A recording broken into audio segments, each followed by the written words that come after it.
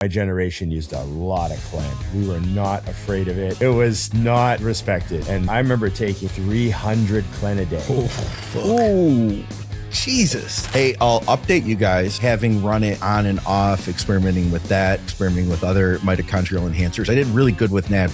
My inflammation started creeping up on me and my iron started. Knowing the things that work well for you, like Scott said, Scott has probably the most drastic SOU change I've seen of anyone, where it was undeniable how much better he felt. 3 grams of IP6 and I split that 1500 in the morning, 1500 at night. Can work to help bring that down faster. If your ferritin levels aren't through the roof, then you're not over signaling your bone marrow to continue producing more red blood. The funny part is by the time I got late in my career and was working with Aceto, that's what the cycles looked like. VO2 max, and I'm thinking of that stuff. I'm just pounding hard on when I do my sprints. That's awesome. I love doing the hit on the elliptical hit person. Kind of throws me off sometimes. That's where the rest period is. It's funny. I was talking to a friend of mine the other day, and I go, "How old are you again?" He goes, 42, and I go, "Oh, you're not worried about dying yet." That's why. Give it a few years. He's saying like what he does, and I'm like, "That's all I do for cardio," and he's like, "Yeah," and I'm like, "Oh, well, you're 40. Okay, yeah, makes sense." It makes sense. Yeah, that's funny. Yeah, kind of like me. I like to go to raves for cardio. It's very effective. I heard Molly is very. I take pre-workout and go to raves. I got a question for you later. By the way, I got some questions for you that I want to make sure we ask. And couple of our listeners wanted to ask about your non-bodybuilding life. So we'll have to, basically hijack the show for a minute and turn the tables. Non-bodybuilding life. I don't know what you guys are talking about. He's like, what? What do you even mean? What? Thanks for the tip on the mic, Scott. Oh, it sounds so much better. Game changer. What was the tip? Oh, I guess we had an episode where my mic was sounding. I guess it got turned. I don't know. Yeah. Got turned somehow. We had a bad episode where Scott's like, your audio is a shit. Yeah, it wasn't as good. Yeah. You got to focus on just the tip. Yeah. I'm glad he cares about Put the front towards your mouth. That's the magic. Yes. Yeah. Anyways, I wanted to ask you guys, because I asked Scott this before, but I was curious how you guys kind of got into bodybuilding back in the day, because I think the stories back in the day are a little bit different from now, I think social media is driving a lot of the train now. Oh, for sure. Yeah. Well, I'm the oldest, so I'll go first. Yes. What do we got? 1 minute each? Grew up on Hulk Hogan and Ultimate Warrior and Lou Ferrigno on TV as the Hulk when I was a little kid. And I saw Conan the Barbarian when I was 13, and I was like, oh, I want to look like that. And my dad said, well, you'd have to start training right away. It'd probably take you 10 years. And I said, okay. So I started lifting the weight set that was in the basement. That was probably my older brother's. I never even asked.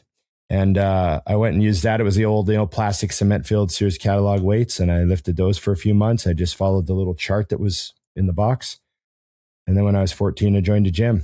And I already had a stack of magazines. By the time I joined the gym, I started buying Flex and Muscle Fitness. And grade 9, it was crazy. And and I joined a gym and saw my first bodybuilder at the gym doing barbell rows. And that was it. It was over with. Sold immediately. Yeah. Yeah, I got the same, I think, what a lot of guys did back in the day, which was you played a sport, which I played hockey, and that was the planned career. I got an injury that took me out of it, and obviously during hockey I was training, and I was always strong. I didn't really realize it. I just, like schools, back in the day, they had like the 700, the 800, the 900, the 1,000-pound club thing, and as a junior, I was on the 1,000-pound club with the clean, the bench, and the squat. And then after the hockey was over, I moved back to Arizona where my parents lived, got a gym membership just as something to do, saw a poster on the wall, and I was like, oh, I should do that. And that was the beginning. I did a 6-week prep completely on my own, ate 2 cans of tuna about every 3 hours. That was the diet because I didn't know what I was doing. Hated every single step of it. Never understood why anyone would do this. And said, all right, well, I'm going to finish because I started it. Did the show. And then about a week after the show, I was like, I kind of missed that. I think I'm going to get into bodybuilding now and actually learn how. So a couple of years of learning what that actually meant. And quickly after that, it was, all right, how can I find a way to never grow up? I think bodybuilding is the route. Oh my God, I agree, dude. You had, didn't you so you had a pretty promising career in hockey up until you got hurt, right? Like you were. Yeah, I had no plan B. That's for damn sure. Yeah. Yeah. So I had turned down college scholarships to play hockey because I was like, I want to, back in the day, you'd go like a junior route if you thought you were going to turn pro. So yeah, at 18, I realized that was over. And bodybuilding just fit the mold of what I wanted to do, which I didn't know how, but I figured there's got to be a way to make a career out of this. And then as I got further into bodybuilding, I realized I wasn't really genetically made for bodybuilding, but I was too stubborn to stop. So I'm like, all right, whatever. We're going to do this anyways. Did you say 1,000 pounds from the bench, squat, and clean? Yeah. Like not bench, squat, deadlift? No, it was clean back in the day. Yeah, they always did the athletics, hockey, right? Hockey guys, power clean. Yeah. So the bench was the weak link. Then I had a good clean, and then I just said, "How much do I need to make 1,000 on this squat?" And they told me, and I said, "Okay, put that on." How much were you cleaning? I came up with that. I think I had like a 365, 355 clean in high school. Damn. Which is funny because now, like, once I became a bodybuilder, my hands, like, I couldn't even get under it properly anymore. You know? Yeah. So, like, your wrist wouldn't do that. I know it was over. I know it was over 3 plates, but I don't remember how much. I mean, you got to remember high school for me was like 100 years ago. We were still taking, horse and buggy to get there. Last time I tried, I almost popped a tooth out of my mouth. I would know better than to even try now. Like, I couldn't even, because, like how you properly hold the front squat is basically the finish of a clean. I can't do that. I have to do the cross. Yeah. Niall, I got to tell you though, these guys are like, Dusty, he just said it. He's like, I wasn't cut out for bodybuilding. Ron's like, I was all right. Like, this is what. Oh wait, it went away. That's me. There we go. It's very accurate. This is not cut. This is what not cut out for bodybuilding looks like. That's what I was thinking when they were saying that. Yeah, right. There's and so levels. What's funny, dude? What's funny, man, is that so when we record the podcast, there's people that just know Ron and Dusty as these retired bodybuilders. Oh, these guys used to do it, and so they don't really see what they looked like, and they're just like, oh yeah, Dusty, he was garbage. He didn't ever look good. He was just, got the pro card by luck, I guess. Just if you listen to what they say. So I'm just going to clue you guys in at home right now that a little bit better than they let on. we're just very aware of what the top guys look like. Okay. Yeah. And I think the separating thing, which I'm glad I didn't have in hindsight, is also just the fact that, like, when Phil Heath, if you saw him in a gym these days, someone would walk up immediately and be like, you need to compete. That's a normal thing. That's how people get into bodybuilding now. It's when I first got into it and I said I was doing a show, not even when I first, like years into it, you tell somebody that, they're like, what do you mean a show? Yeah, you like describe it and they're like, oh, like in your underwear? And I'm like, no, it's not underwear. They're like, yeah, that's it isn't. And I was like, my underwear are way bigger than that, actually. Yeah, that's one of the biggest differences. Like, it's hard to, as times change, it's hard to really describe, what bodybuilding was 20 years ago. Like, it was way weirder to people. Oh, like, yeah. It was like, it was almost always a negative.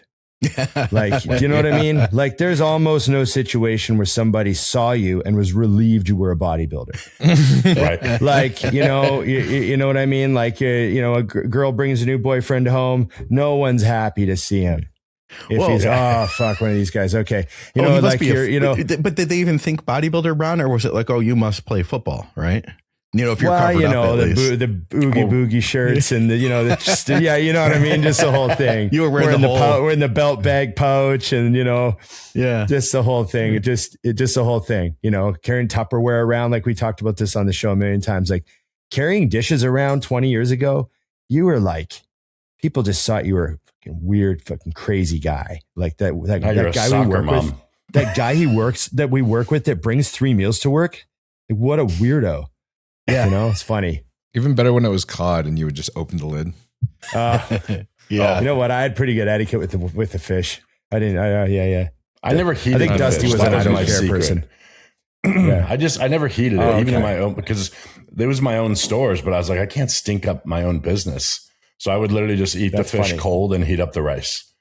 I'm like, yeah, that's fine. I was like, you know, the guys that don't want to take a crap anywhere but home. That's how I was with fish. You only want to eat fish at home? Yeah, only at home. That's smart. When did you guys join the dark side? What was that like? Oh, way too early. I was 18. I I was 18. The reason I started so young was just because there was absolutely no one looking out for me. And and zero good guidance, only bad guidance. But no, I just got some D-ball when I was 18. That was my first cycle. So way too young. What are we also- talking like dose wise? Yeah, your D-ball, what'd you take? Like 20 milligrams? Oh, I started at 5 and I went to 30 I worked up to 30 for 2 weeks and then back down week. So it was like a 10-week bridge. You're an animal. Up to 30 and back down. Yeah. They call that a Crazy. bikini stack now. Yeah. No, so I actually was set to be natural because the athletes that I was always around were natural, and I thought it was cool. And I told the guys this story before, but I was a window tinner at this I point, thought it was cool. and I was like, yeah, I remember it's, when you being know. natural So was I had cool.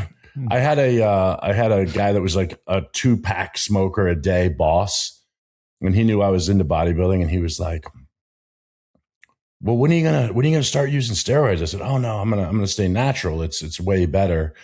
And he was like, why? And I said, well, just, you know, it's just you and what you can do on your own ability without the help of drugs. And he goes, and he's like, you know Melissa that works on the drive? And I said, yeah. He's like, do you like her tits? And I said, yeah. And he goes, well, does it bother you that they're not natural, or do you like them better just because they're big? And I was like, I want steroids. And that was it. I mean, it made perfect sense to me. I was like, hers aren't natural. I like them better. Why should I be natural? So I probably 6 months later did my first cycle. And I think I was 22, 21. We need to have Bob was his name. We need to have him on the show. Tony Crognolly. There you go. Got the whole name. Tony. Okay, there you go. But yeah, that was the advice of a guy who's never lifted weights in his life that convinced me I should start a cycle. And he was right. And I appreciate him. I mean, I don't know. That's pretty philosophical to me. Yeah, I felt Makes a deep. lot of sense. Yeah. I feel the It's same as way. deep as this end of the pool gets, buddy. Fake tits have grown on me recently. Oh, Oh, they that's haven't grown on me, but I've had them in my hands. Sorry. What was your first cycle when you were 22? The Yours was Primo, wasn't it? Mine was. I did 10 amps of Primo, one a week, and that's when Are they those I got- blue and white Organon Primos? No, they were like a darker brown, and I remember I had to Sharing? file them to get them Yeah. to break easy. Oh yeah. Yeah. And then I eventually realized if I just grabbed a towel and just squeeze the top until it breaks in the towel and just move it over, that's how I was getting them out because it was quicker. But I put on You just crushed it. Yeah, I crushed the top. Yeah. I put on 24 pounds in 10 weeks, and I quickly realized how magical they were. Damn. Plus, I can also remember the first time I realized they were, because I was never somebody who could really get bought into on placebo. So I started taking them. Mine is trying to reconnect. What's happening here? Are we good? Okay, I thought that was just me. I thought it was just me. I lost you for a second. All right, give me 1 second. It's been a little choppier than usual. All right. I Rotating. I can hear you now, though. think he's changing internet like, connections. Am I back? We'll We're be back. Either that or he's just like We're back. really We're not focused back. right now. Really thinking real hard. I'm back. All right. I And switched- better too. I, This is I good. switched internet again. So There you All right. no, but I could actually tell when it hit my body for the first time because I was doing a dumbbell shoulder press, And I think I was shooting for like 10 reps or something. And I remember at 12 going, this isn't heavy yet. And that's when I realized, I was like, oh, these things are everything they told me they were. That's funny. So, yeah, so anybody who says they're not addicting is full of shit, because I was immediately like, oh, this is the best. Yeah. This being human shit's garbage. No thanks. My story was a little bit different because I got started later, but I did bodybuilding when I was 14, actually like 12 to 13, 14, 15. And my dad's friends all lifted and they're like, oh, you want to build a base before you get into steroids. And, you've got all this natural test. So then when I was 19 and I got back into it for a few years, I still was like, yeah, I'm just going to build a natural base. And then when I got back into it and stayed into it when I was about 30, I was like, let's just get straight to it. Let's just give me the gear. So I went straight to 5 milligrams of D-ball for 4 weeks. And I put on 20 pounds and I kept 10 of it. Literally That's 5 milligrams. Did you say 5 milligrams? Yeah. What the hell have I been buying, dude? I know, dude. They were these. It was different back in the day. They were these. It came in they were in boxes. It was do you guys remember the Romanian Naposin D-ball?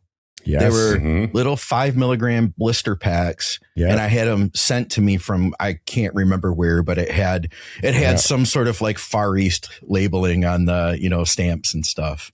Yeah. 5 milligram D-ball back in the day, the Russian piranha balls. And I had the pink hexagon ones. Oh yeah. The pink Thailand ones. Oh man.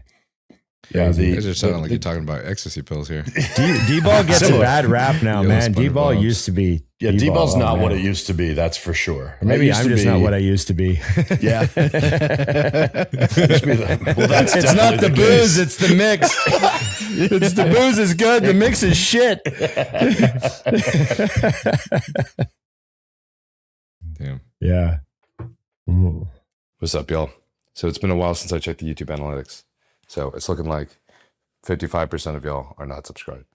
And if you guys have found value from this podcast during your 1 hour cardio sessions, then if you'd like to help support the pod, if you could just click the subscribe and the bell button if you haven't already, it'll help us immensely. And I'm sure you guys have noticed as the podcast has grown, it's been easier and easier for me to reach out and get guests on that used to never give me an ounce of their time. So it's all thanks to you guys that we can have these conversations that 5 years ago, I couldn't really even have in person, nor was I comfortable to. And the world is changing year by year. And it's all thanks to you guys supporting content like this and making this a very open space. So if you guys would also like to support the podcast, code Nile for Young LA and Huge Supplements. Young LA is the clothing brand I've worn in a bunch of my podcasts you guys may have seen. Probably about 90% of what I've worn is like Young LA, whereas the other 10%, probably like thrift stores, maybe Amazon. And Huge Supplements is the company that I have that whey protein and whey isolate. That's like really, really sweet. I like to mix it to Ninja Creamies. And then the Magnify and the pre-workout products that give me a good pump, but also makes it look juicy whenever you're trying to take those after pics to show people that I gym sometimes. So I appreciate you guys, and we'll get back to the episode. Well, Yeah. I feel like some of you guys are going to say something different than Ron, but what would you change if you could go back in time? Change that cycle. The cycle.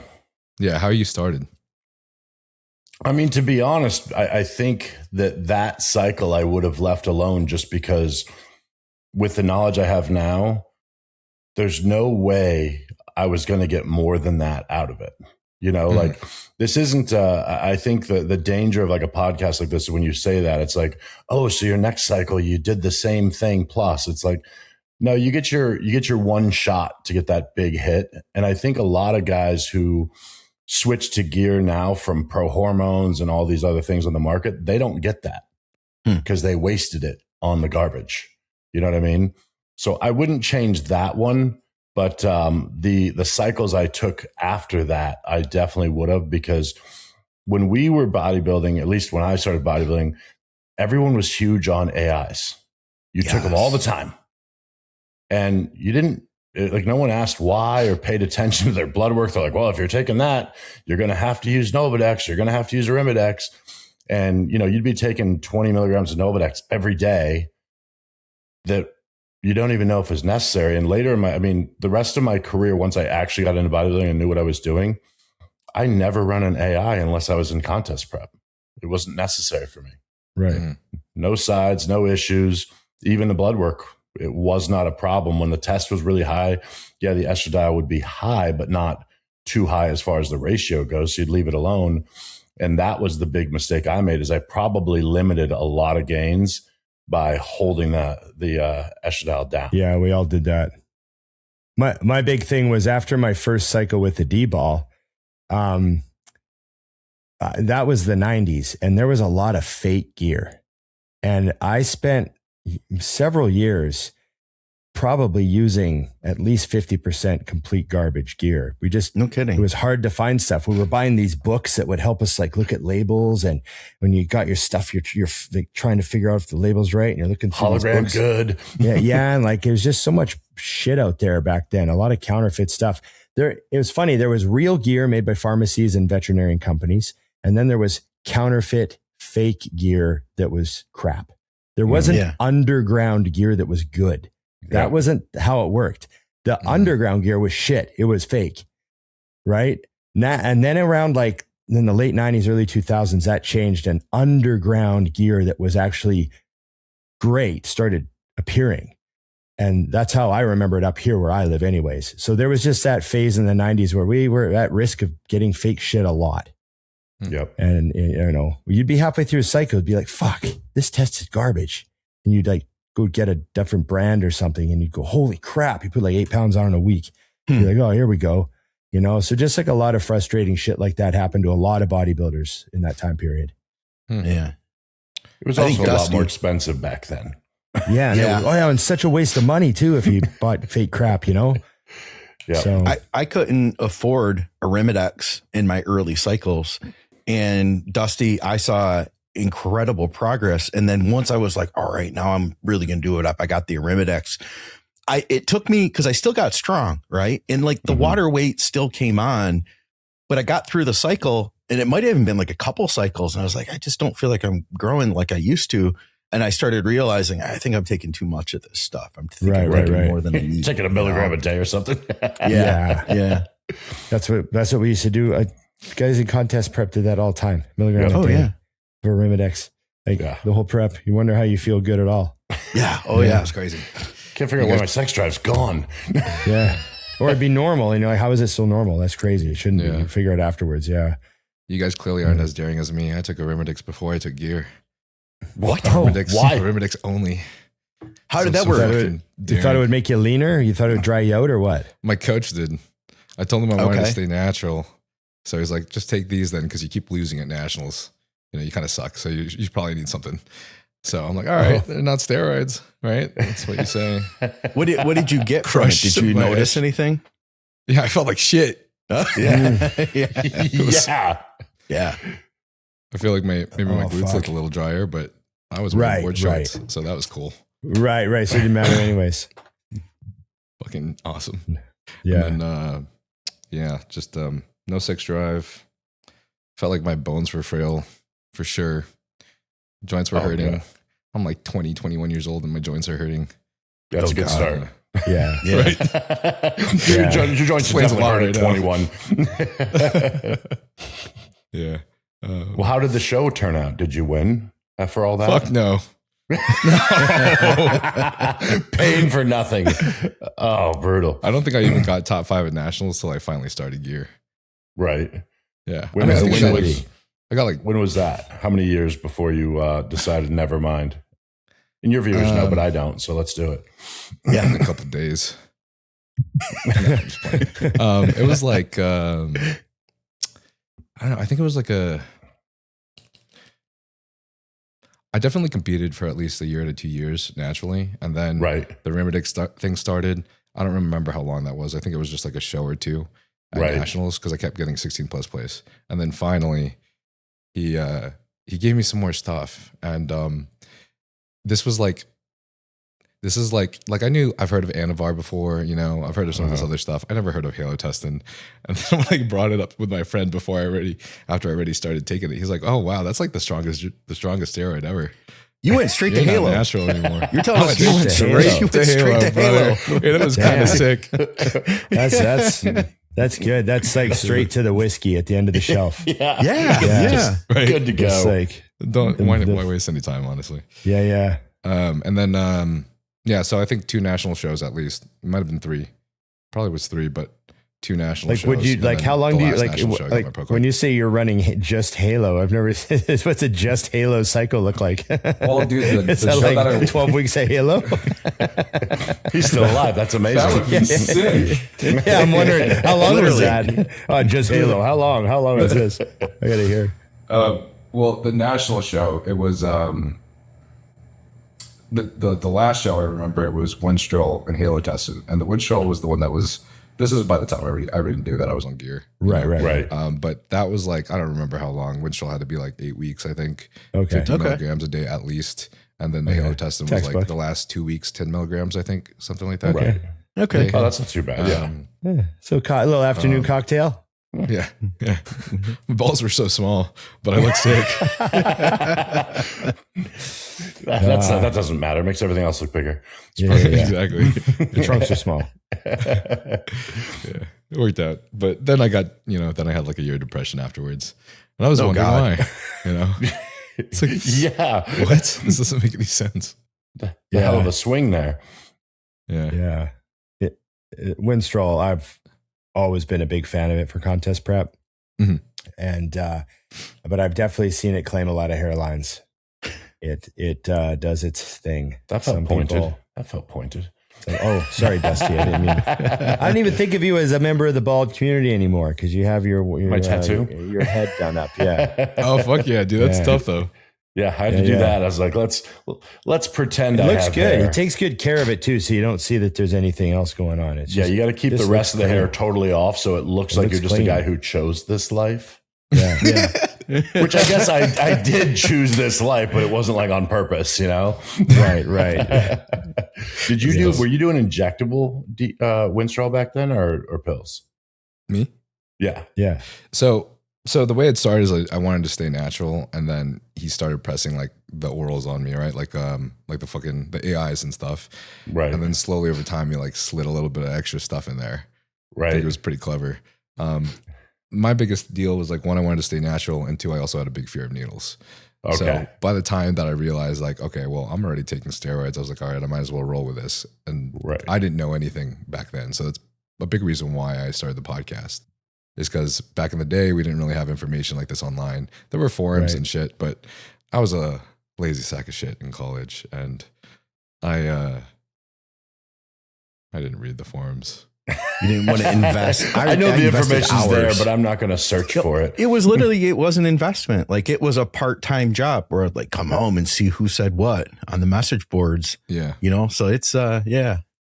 I think mean, the thing that was good about the message boards, though, and not that there wasn't any bad information, but at least back then there were people there that would argue and disagree, so you could kind of come to the bottom of things. Whereas nowadays, anybody who's got an internet connection, if they speak with enough bravado, can sound like they know what they're talking about. You know what I mean? Well, the good thing about the internet is people are unhinged. So you just post a couple of reels and you tear up your guests. And, just like I'm going to do with you guys. I love it. I can't wait till this gets edited out. Yes, he said. I want at least one new follower out of this. It's hard slugging. Yeah. That's my only hope.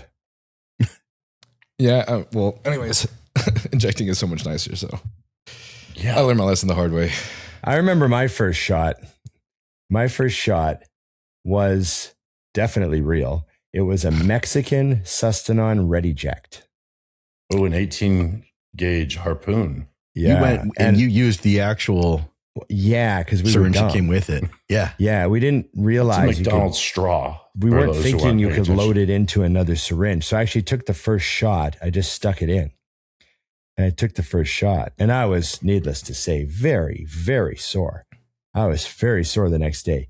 But Oh, yeah. then after I told the older bodybuilder at the gym how sore I was, he goes, "Didn't you put it in another syringe?" And I go, no. And he's like, oh, dude. And I was like, oh, you know. And then I realized how dumb I was. But yeah, I did one of those for sure. I did one of those too, but not on purpose. So when I first took my first shot, I remember I was in the bathroom of the place I worked because that's where the guy dropped it off and I was taking it. Like now. My first injection. Before the gym. You got to go get it in before the gym. Yeah, And right. I'm in the bathroom sweating profusely. What are you doing in there? You know, I'm twisted around trying to figure out how to do it. I get it all done. It's a disastrous situation. And then of course, over the years, it becomes nothing. So all the women in my life were taught how to give me shots because it's just easier. That's funny. And we used to just, oh shit, I gotta take shots real quick. So I handed my ex-wife, I loaded a pin and handed it to her, and we were watching TV, and she took that and put it in my tricep, but she didn't change out the 18 gauge 1.5 and just harpooned the tricep. And I'm like, and I look back and I could see the color of the plastic at the end. I'm like, you didn't change it. She goes, oh, sorry, I forgot. And I'm like, you're already in. God. Yeah, Holy well, fuck, now. dude. I was just happy that my tricep was big enough that an 1.5 inches wasn't a problem. So Right. I can't say that. That's wild. Yeah. I have almost never had anyone give me a shot. Like, Yeah. I have probably had less than 10 shots ever given to me by anyone. I've probably taken less than 20 on my own. Oh, that's Wow. funny. Yeah, no, that's my business. I want, that's out of my way. That's my domain. I'm That's handling first this. date stuff. I'm like, so are you a that's nurse so or funny. anything? That's one of the first things Dusty offloads. I'm like, no, I'm. Yeah. Yeah, I need you to leave leave the right room. away. I need the entire kitchen to myself. Yeah. I Different want him in on approaches. it. Different approaches, Dusty. You know, I like seeing the ways in which we're different. You know me. I'm all about getting someone else to do it for me. Well, you're a bit better of a Outsourcing. delegator than I am. Yes. Yeah, a little bit. He's an outsourcing pro. So Well, is there anything you guys would change about your cycle design back then? it was. What the? Damn. What I the don't hell is know, going man. on, brother? What's wrong now? Everything looks good to me. Me Good too. on our end. I don't know, but give me a second because now my computer's frozen. All right. This It's has yours never now. happened before. You guys all look great. Yeah. Totally. They still smooth. look clear on our end. Sounds great. There's a chance I might have to restart my computer. So, All right. All good. We'll be Do here. what you got to do. This Easy. will still be recording too, so we'll just run it and see what happens. Yeah, there's that. Yeah. We'll still be on. Well, now he's frozen. I saw it finally. Yeah, he Everyone's didn't good freeze still. to me at all. He Yeah, didn't the whole freeze to time I me was at like, all. oh, it was fine. It's bad genetics right here. That's funny. Garbage. Yeah, it's just rough time to be me. It's amazing in hindsight. I'm sure Ron has the same thing. Every now and then you'll see a picture that like you haven't seen, Yeah. and in hindsight you're way bigger than you were when you were doing it. Yeah. You're like, oh, okay, I was bigger than I think, because you're always looking for more. So during the time, you know, Ron, I was going through pictures in Mutant years ago, like at headquarters, and we had like some pictures where I did like a front double in a tank top, and I was like, I don't remember my arms ever looking like that, ever, No, I know what you mean. ever, like. You know, and you've seen all the other photos. It's just some odd photo that you have that you're not numb to. You're like, Right. you guys couldn't have used that one. It's the best they've ever looked. Apparently the lighting was fucking phenomenal. Thanks, Trevor. We needed you on that one. I found a picture online the other day from a show I hated. Yeah. Like, I fucking hated that show, and I never wanted to see another photo from that show ever again. And then I saw this photo, and I was like, oh, I'm pretty fucking good in that shot. It was funny. Couldn't have was told like, your man. 15-year in the past self that. He would have Yeah, told you you're like full of I shit. purposely never posted any of them anywhere. And it No was kidding. like- and then I looked at it and I was like, yeah, they're not the best quality photos because it's fucking 15 years ago. So the cameras aren't as good, but I look pretty fucking good in this photo. Yeah. And You know what I mean? Like, funny. Potato camera life. Yeah. It's funny how we look back on that stuff and you're like, man, I hated that show. I was so pissed off with, the result and how I looked at, just all that stuff. I remember this show in particular, I thought I just had a bit of a film on me. I just didn't dry out as much as I thought I would. Right. And I was like, fuck, it cost me, and then I looked at the photos after and I'm like, still look pretty fucking good. Like, Yeah. The eye to side chest photo I found, I was like, man, that's like actually a really good shot. Like, so just kind of funny. So fucking critical. Oh yeah. Oh, there's Niall. Nell's back. You're All back. Let's go.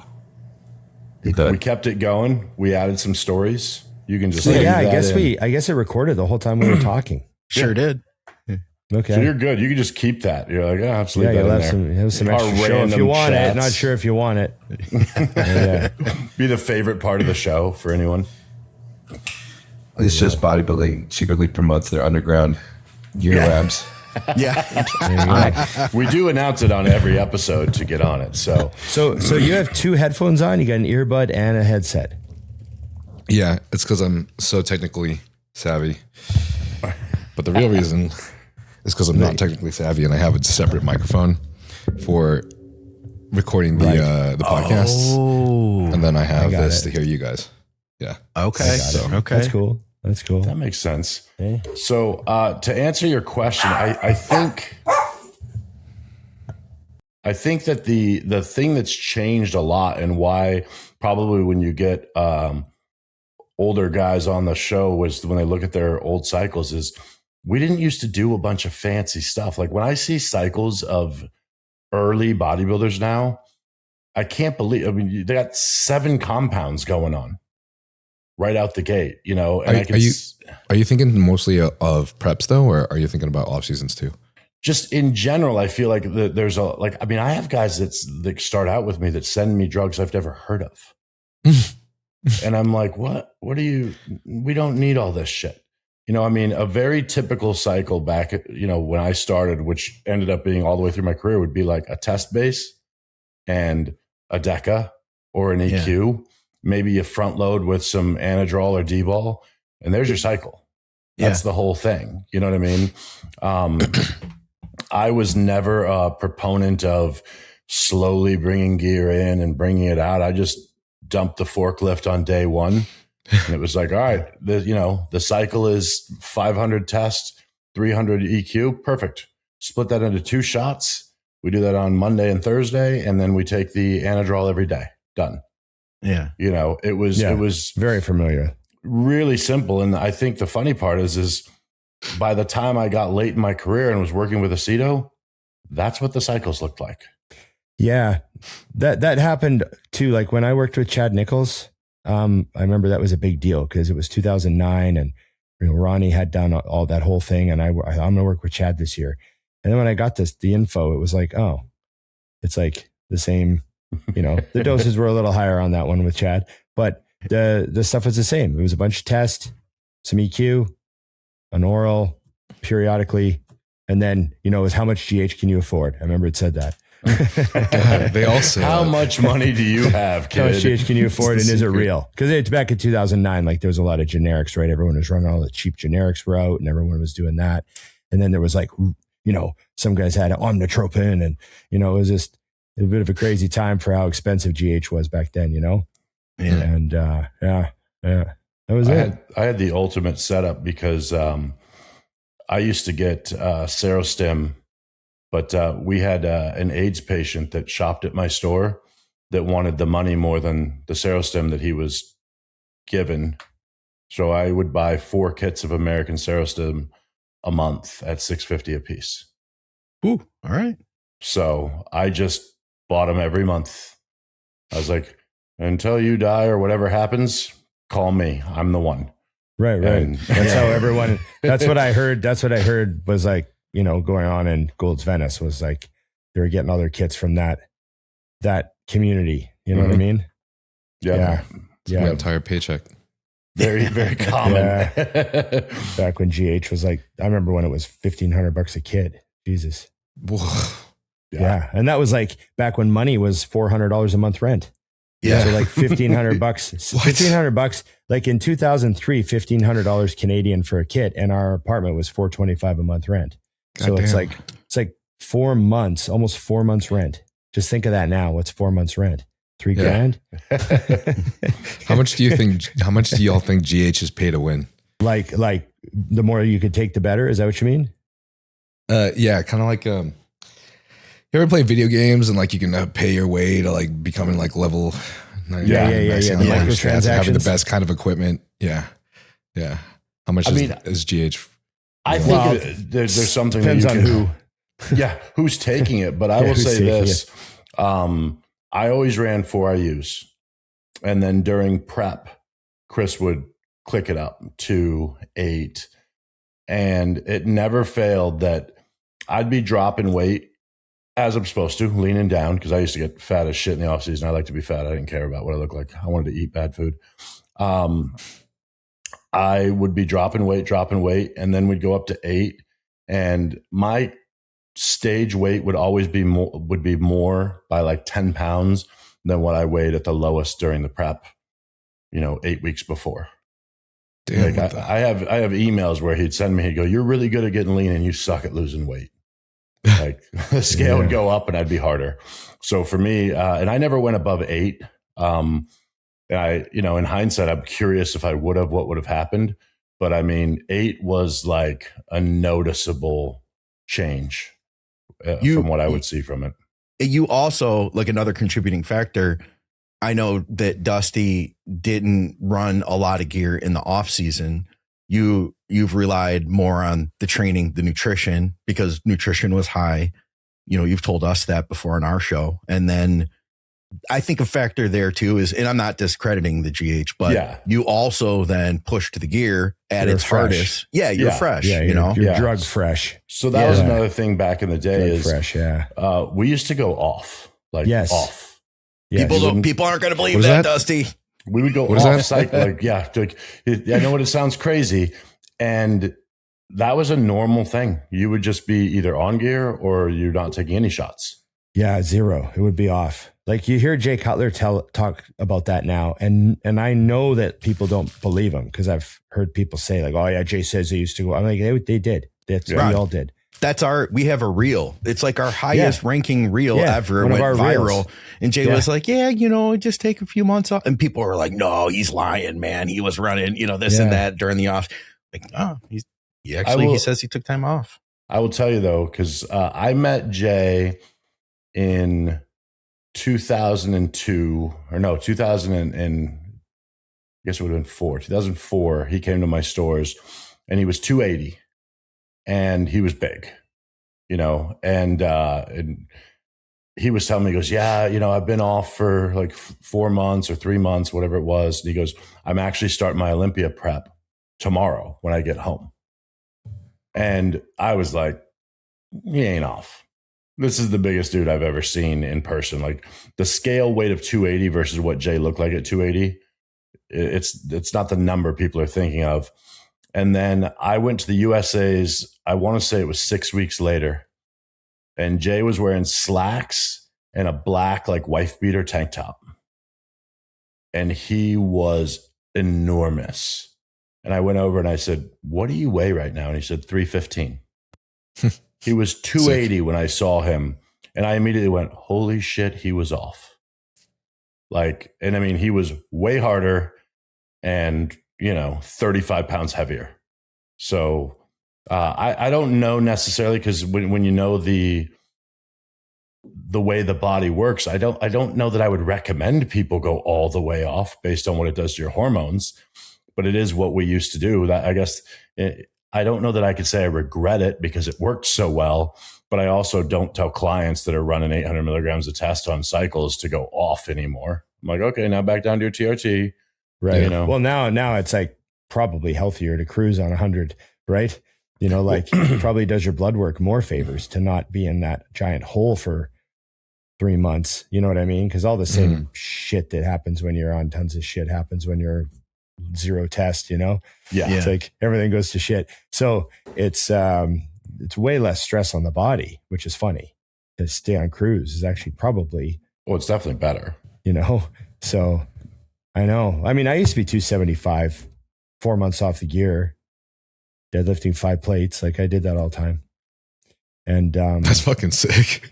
yeah, I did it all the time. Like, I didn't start cruising until I was 38 years old. And it was like everyone else around me had already started cruising. And I was like, I should probably stay on. I'm almost 40, Right. And then once I did, I was like, oh, I don't have to feel like shit for 9 weeks after. oh, well, cycle. life is just easy now. I'm just on easy mode now. Yeah. Yeah. It's funny. Never I'm again. off. Yeah, I'm off. I'm just on trend. Yeah, just on trend. Little Trend trend RT replacement. Plus. Yeah, Trend, is it TR Trend Plus or whatever they TRT. call it? Yeah. Yeah. I Sign get up. that. I get those emails where like, I'm just doing TRT now. I'm like, oh, okay, well, 200 milligrams, 150 milligrams of tests. They're like, TRENT. well, I mean, I'm taking 300 tests and I'm taking Anavar. I'm like, whoa, you're not off of anything. You're just low dosing it. Yeah. Yeah. I guess that's the interesting. I guess that's the interesting. So what's fun to talk about this theory is how much does it affect you coming completely off versus just staying on like a TRT dose? Oh, you're falling off a cliff when you come off. Yeah. I It was mean, the there's worst. like- It's it's like terrible. two months where you're like, okay, I just got to get through this 2 months. Right. We used to be like that. You know what I Not mean? to And it's mention- fine for a while. Like for 6 weeks, all fun and games. And then all of a sudden you're like, oh yeah, okay. I'm sore for like 5 days after chest. That's not good. Yeah. Yeah, bro. Yeah. I Yeah. came Also- completely off and I only lasted 4 weeks. Yeah. So You're like I quads didn't are even so make it sore. there. Nothing changes for like 4 days. You're like, this is not getting better. I would get Do I have depressed on rhabdo? Clomid too. Like, did you guys Oh, take yeah. Clomid when you came off? Yeah. It was 'cause the there's- worst, man. Yeah, I know there's 2 different types of Clomid. I can never remember, but everyone gets the one Clomid, and it's got it gives you the blues. We Yeah. called it the Clomid blues.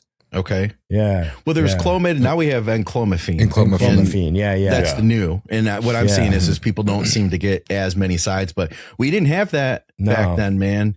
And No. dude, I remember watching a TV show and literally like it was a movie, like a cheesy movie, like a Lifetime television for And you're women balling? movie. And I was like starting to like get weepy. Watching it. He cheated on her. Yeah, I can't believe they're never going to see each other again. They belong together. And I was like, wait, hold on. Hold on. You know, This is not good. This isn't not normal. good. Oh man, a Whitney Houston song comes on and Yeah. you just Yeah, this isn't normal.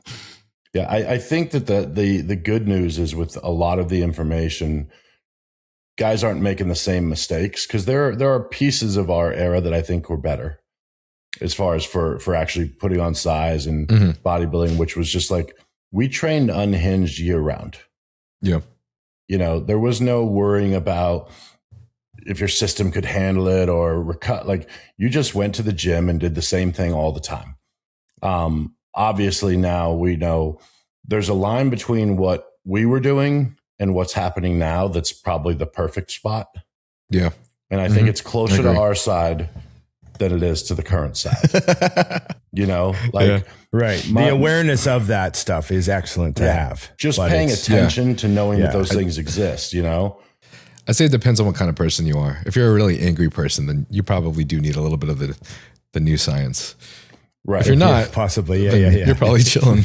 You should probably train a little harder. Yeah, I just think that that's the issue though is I think a lot of people nowadays the issue is I used to always say you can't figure out where the line of too far is until you cross it. And Yeah. so guys are nowhere near too far and like, I should probably back it down a hair or, leave 3 reps in reserve. And I'm like, I understand the science. The question is, if you don't know where failure is, then your 3 reps in reserve could be 6 reps in reserve. And now you're just not training. You're Yeah. just working out. You know what I mean? I honestly just tell people 2 reps in reserve whenever they're asking me. Just 'cause, I don't know. 3 sounds like just- crazy, bro. Just don't want to talk to them anymore. Yeah. No, I think that the new, like all the new data and all the studies, it's awesome. It's awesome to have, but we just have to keep it in context. And then also remember too, I think that you could data the shit out of anything to the point where you ruin the process of enjoying it. So, you know what I mean? Like, you could make the workout miserable and boring if you wanted to data it to fucking death. Mhm. And I think that has to be considered. Like, you know, what do you want to do? You know, how do you like to train? That matters. So I think that number one, you know, enjoying the process so that you can follow the workout for a very long period of time. That matters. You know, nothing's good if it's not sustainable. So that's why some of the exercises are a little bit impractical with, you know, how, I mean, we see some of the exercise setups that people are doing with some of these wild, you know, oddball movements that they're doing. That's like an odd setup and stuff. And it's just, I just think like, I get the enthusiasm. I just think it's misdirected, you know? We had that's a lot of Tetris enthusiasm when we were that age, so we could play Tetris and then just go to the gym and train. But They the play effort is Tetris there, in the like gym. just misguided. Yeah. I don't know. I think they'd be better off with more bang for your buck stuff, and you know. Well, I think, Ron, it's like, you know what, something I learned from Scott Stevenson was, and you mentioned it, was that you have to train in a way that you enjoy. Like, and there's going to be people who appreciate more of the science. There's going to be people like Dusty. You're always going to want to, you know, track everything, track your progression. Like for you, that's your scoreboard. Right. Somebody else, you know, like and we've talked about it before. I remember years ago having Sasan on the show, and at the time he was training with, it was when we used to record with Jordan Peters, and they teamed up, they're training together. And Sasan was like, he came on and he was talking about working out with Jordan. And then he later dropped out of that. He's like, I can't do it. And he said, I didn't want to do it. I didn't like training that way. Training stopped becoming fun for him. And obviously this is like 2017 at that time, 2016. Yeah. Look at Sasan now. Like it obviously hasn't held him back by not training the way that Jordan does.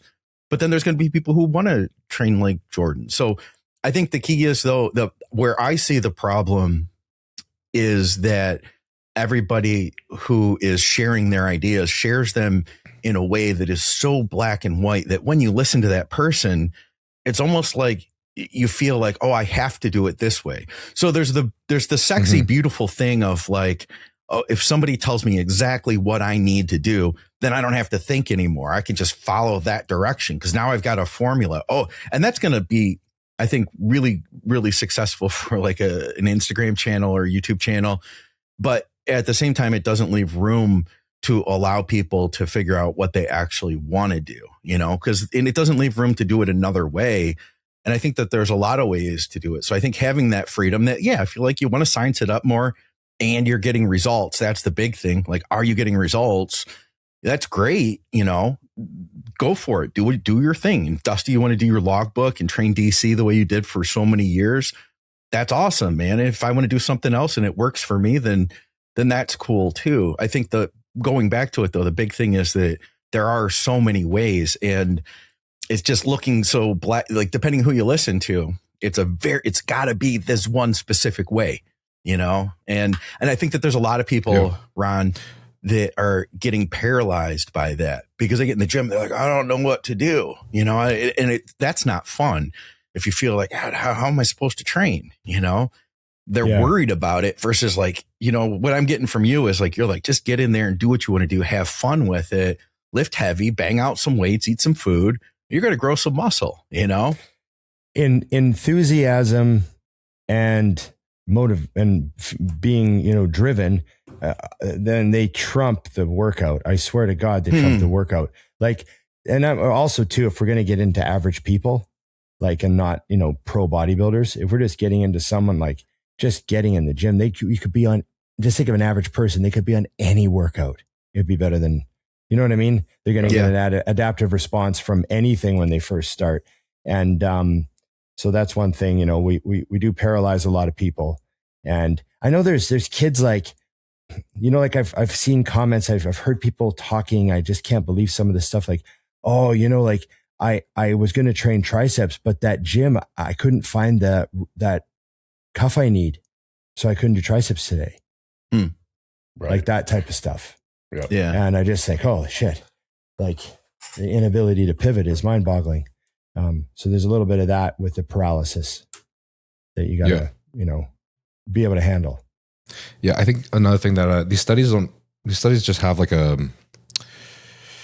don't know, I don't think they have the very best control group, and they don't really control as many variables as you really need in order for you to like get a proper answer. I think you just have an average of a lot of people, and a lot of these studies, especially like human studies or exercise science studies, I mean, you don't study the genetics of every Sure. Right.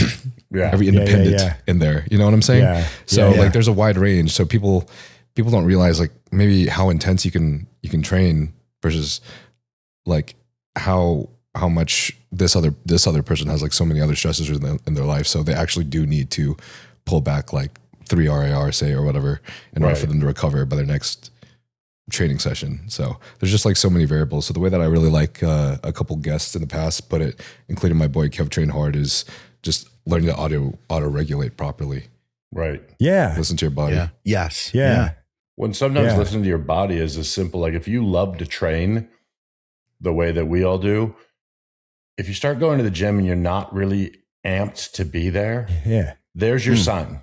That was like a rule. You got to back it down. If you're not dying to go lift weights after work or whatever, because that was the best part of my day, still is, forever. So if I ever didn't have the desire to go train hard and do what I wanted to do, that was I'd go, oh shit, I probably should have slowed down a week or so ago. And then you back down. And I think the other problem is most of the people who are watching and listening to podcasts like this is they're not understanding the simple fact that don't overcomplicate it in the beginning, trying to find the perfect thing. It's like when you started your podcast, you didn't say like, okay, I need to get a podcast space and I need to make sure the guests are in the room and I need to do all these things. You're like, I need a computer that has a camera and I need a YouTube channel. Okay, we'll start. You know what I mean? And then it adapts and builds up. It's the same with your drugs. It's the same with your food. It's like, if you're on a cycle of something that's real, it's going to help you. If you're eating meat and rice 6 times a day, you're going to grow. Probably on the right track. You know what I mean? And then that was a great clip. Yeah. As you build on and continue to grow, that's where you can start figuring things out better for yourself, learning. I think a lot of times, like Ron was saying, the paralysis is you've got this information, you don't know where to start.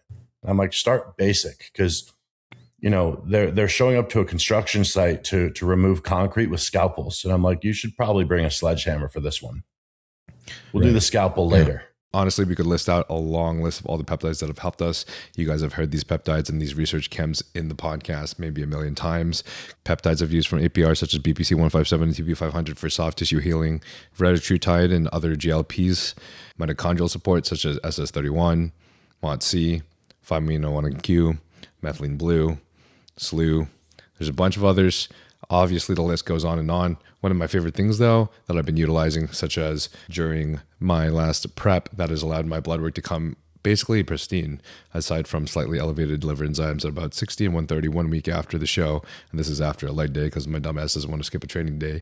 These are probably the things that I think are the most important. So this includes like your injectable glutathione, injectable or even just normal NAC, liposoluble glutathione, GI aids such as oral BPC, oral TB, KPV. A lot of these things have probably been very substantial in reducing oxidative stress and keeping all my blood markers down, and thus keeping me as basically healthy as fucking possible that you can be while you're bodybuilding. So I couldn't be more thankful to Mike for literally showing me the ropes and also providing me with all of these things. Even the compounded supplements that he creates for blood pressure and reducing oxidative stress on all your organs, including your cardiovascular system, your liver and your kidneys. All of these that he creates have been very substantial, honestly. So you can find any of these at his site, aprhealthsolutions.com. And he has offered me a code Nile for you guys to use, which will offer you a 15% discount off of all of that as well. If you guys end up using those and you like him, please let me know. Shoot in a comment, just give me a DM or something. And if you ever have any problems or any questions, I'll be here too. This is a community for me. Even though I don't have a fucking Discord because I'm lazy as shit, but I fucking should make one. So love you guys. and keep training hard.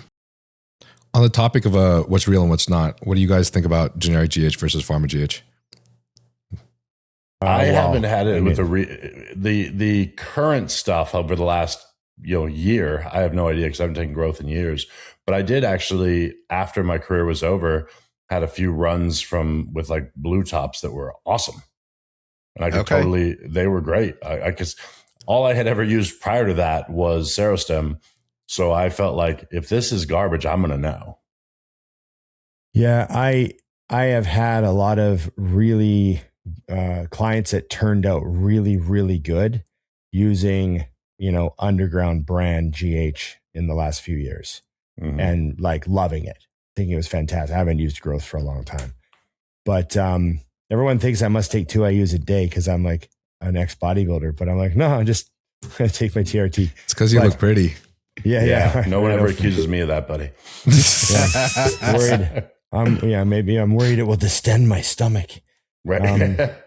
But I will always, my age group, we always wanted the real stuff, and we used the generics if we simply couldn't afford it or couldn't find it or whatever, and we hope for the best, you know. But nowadays, I think there's some much better underground stuff that's of significant quality compared to how it used to be. Like, I'm not saying it's as good, and a lot of guys will die on that hill. Like, I know guys that are like, it's gotta be this brand Serostem, it's better than the rest. I'm like, oh, okay. If you feel that way, like, you're the one that's done a prep in the last 10 years. So if you feel that way, then that's fine. I know some guys are very, very adamant about that.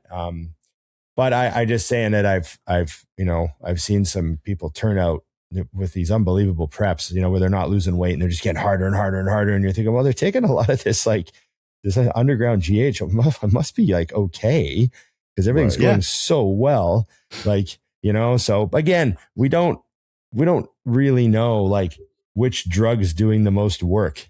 Right. We have all these, instinctual feelings and after I added that in, everything started going really well. So maybe, and all that stuff, but not all of us have like a lab print off of every week of our entire prep. You know what I mean? Right. So it's hard to say.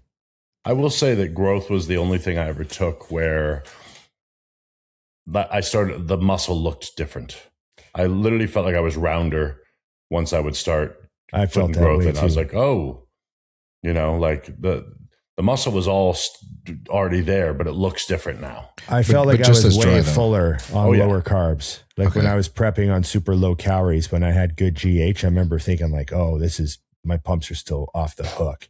I feel like that seems to be the biggest noticeable difference is between like Serostem genotropins versus like generic GH is like the potential ADH that's implemented in those 2 pharma grade or like, genotropins, for example. It helps you get that like drier look, but you're still full. Yeah. And I'm not sure how psychological that, impacts everyone's like progress or whatever. But if you look sick in the gym, I mean, I feel like I remember I used omnitropin pens for a period of time, would have been around 2013, I think 2012. Yeah. And I remember thinking like, this is the biggest I have ever been. Like, you know what I mean? And I never really used GH in the off season until like later. So that was like, but I remember just thinking, holy shit, this stuff's good. That was the only time I ever felt that way. Yeah. I worked with a guy who we had always used. I'll say this first, as far as the generics versus pharma goes. I think that if there were a case for generics, now would be better than ever. That in the last, there's been a hiccup recently. Yes, maybe not this year, but it's not always good. Outside of right now, with some potential issues or whatever, it's been the absolute best that it has ever been. The market is the most competitive that it's ever been, driving prices down lower. Yeah. We have so many people that are doing testing, so that you can actually see per batch, what the quality is. So if you were to use generic, now is way better than just taking the word of some source that lives in another country. That said, on that note of omnitropes, I remember working with a guy that I won't mention his name, but you know him, Ron. And we, Dave. yeah. Dave Smith, yes. Dave Smith, yeah. I was talking to him. Yeah. We'd use generic for all of his preps. And he finally got this script for Omnitropes. And we know it's a script. This is like the legit stuff, right? And we're like, yeah, this year we're going to do Pharma. It's going to be good. And once you know it, man, he bloated up so badly from those. Like we couldn't use them. I was like, all right, well, pull it back to 3 units. Because we couldn't see anything. Like he was just like a balloon. That's There's funny. like no detail. Okay, pull it back to 2 units. Okay, Pull send it it back to to- Dusty. Pull it back to 1 unit. It was a mess, man. So that's funny that you said that, because I've seen many people get peeled out of their mind on like a poverty prep. Yeah. You know what I mean? Like they'll do a poverty college prep like I did. I won an overall in college on like budget. We talked And- about that on a recent yes. show. No, on a different show, we talked about you. I'll tell you about it. Oh, okay. Anyway, Yeah. I did this prep where I looked great and I did it on like fucking next to nothing. Right. And then they'll do another show and they got money now. So now they're running 6GH and now they're Right. puffy. They're puffy the whole prep. They can't figure it out. And like, I've seen guys like add GH and then they don't come in shape. Yeah. and they're like, well, I couldn't figure out what, I thought I was going to come down and I thought diuretics were going to pull all this water. And like, I've seen it cause chaos with a lot of guys. And so I've said before, like sometimes guys are better off not using growth. Like they're just better off. They just, I don't know, causes problems with some people. And obviously, big Olympians aren't going to do that. But I'm just saying, the average guy that's just trying to look good for his level 1 show and he thinks the GH is going to solve all his problems Yeah. and get him peeled. I think maybe they get insulin resistant on it easily or something. And then things aren't as working as good. I mean, everyone's a little different, but I've seen guys where GH doesn't seem to help them at all. Right. Yeah. Weird. Yeah. There's definitely those guys. I was talking to someone in the gym recently too, who like, he listens to the podcast, so he's pretty aware of a lot of things in health markers, et cetera. But he checks his blood sugar, and when he started doing GH, he noticed his blood sugar start rising all the way up till finally at the peak of his off season. It was at 109 in the mornings of him using GH. Versus obviously it was below 100s when he wasn't using GH. So he's like, all right, that's out for me. That fucking sucks. Yeah. Yeah. That can't, you're not going to look good if you're doing that every morning, right? And you're always like that. I think that's another sign though of genetics that people don't think of. Yeah. Is how do you tolerate drugs? Mm-hmm. All of them. Because at the end of the day, I think that is a big role. I mean, we were talking about earlier. The only drug that I ever felt where I said, "Oh, I have a short fuse now," was Halo. I love Halo. And I mean, well, but you started on it. I mean, I love older women. I started there, but nice. Yeah. Same, bro. I used to love older women. Now they're and then your I age, passed, dude. and now I love younger women. Yeah. It's the same They're woman. the same age. It's the same woman. Your friend's mom. And then you just pass that age and it stays. Yeah. Okay. Sorry, Dusty. I derailed you. That's the best part. But no, I mean, that was the only thing I ever took. Everything else, I remember feeling phenomenal and being in the best mood on all gear. People will ask, "Oh, what did you do for acne?" I was like, "What? You get acne? I Yeah. don't get acne. Yeah. I don't have like all the sides that people list." I'm like, I've heard of those things. I've never had any of them. Yeah, Ron too. Ron's like, I never had stomach issues. 300 Never had a something stomach pounds. issue. Never had a stomach issue. Stuffing Don't know what food. people are talking about. I don't even know. What are you complaining about? Just put it in the vat of acid. It will disappear. Your stomach's a vat of acid. Just put it in. It's solved. What are you complaining about? All this hoopla. No idea. Yeah. I think part of that though too is with some of those things, there's an attitude that Ron and Dusty both have, knowing you guys for a while now, of that you didn't let.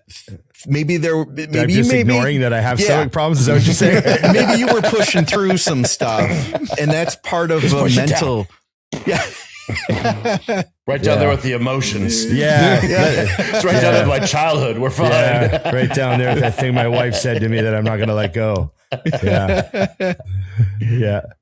Yeah. So you're saying that maybe we're just not really paying attention to our bodies. No, but not in a bad way. Like that, maybe it didn't hold you back. You know what I'm saying? Right. Yeah. Right. Well, Well, there that's might be part some it. of that. Hey, Dusty is a hockey player. Like you can't forget that. Right. There's a little bit. There's a little bit of. Who's the kid with the missing teeth? Oh, Jack Hughes. I thought that There's was a something little- else. Yeah. No. Dusty's Yeah. It's a Ron's weird like, motion. a little bit. No, that's right. I want you to know how to use What's that happening? clip. Yeah.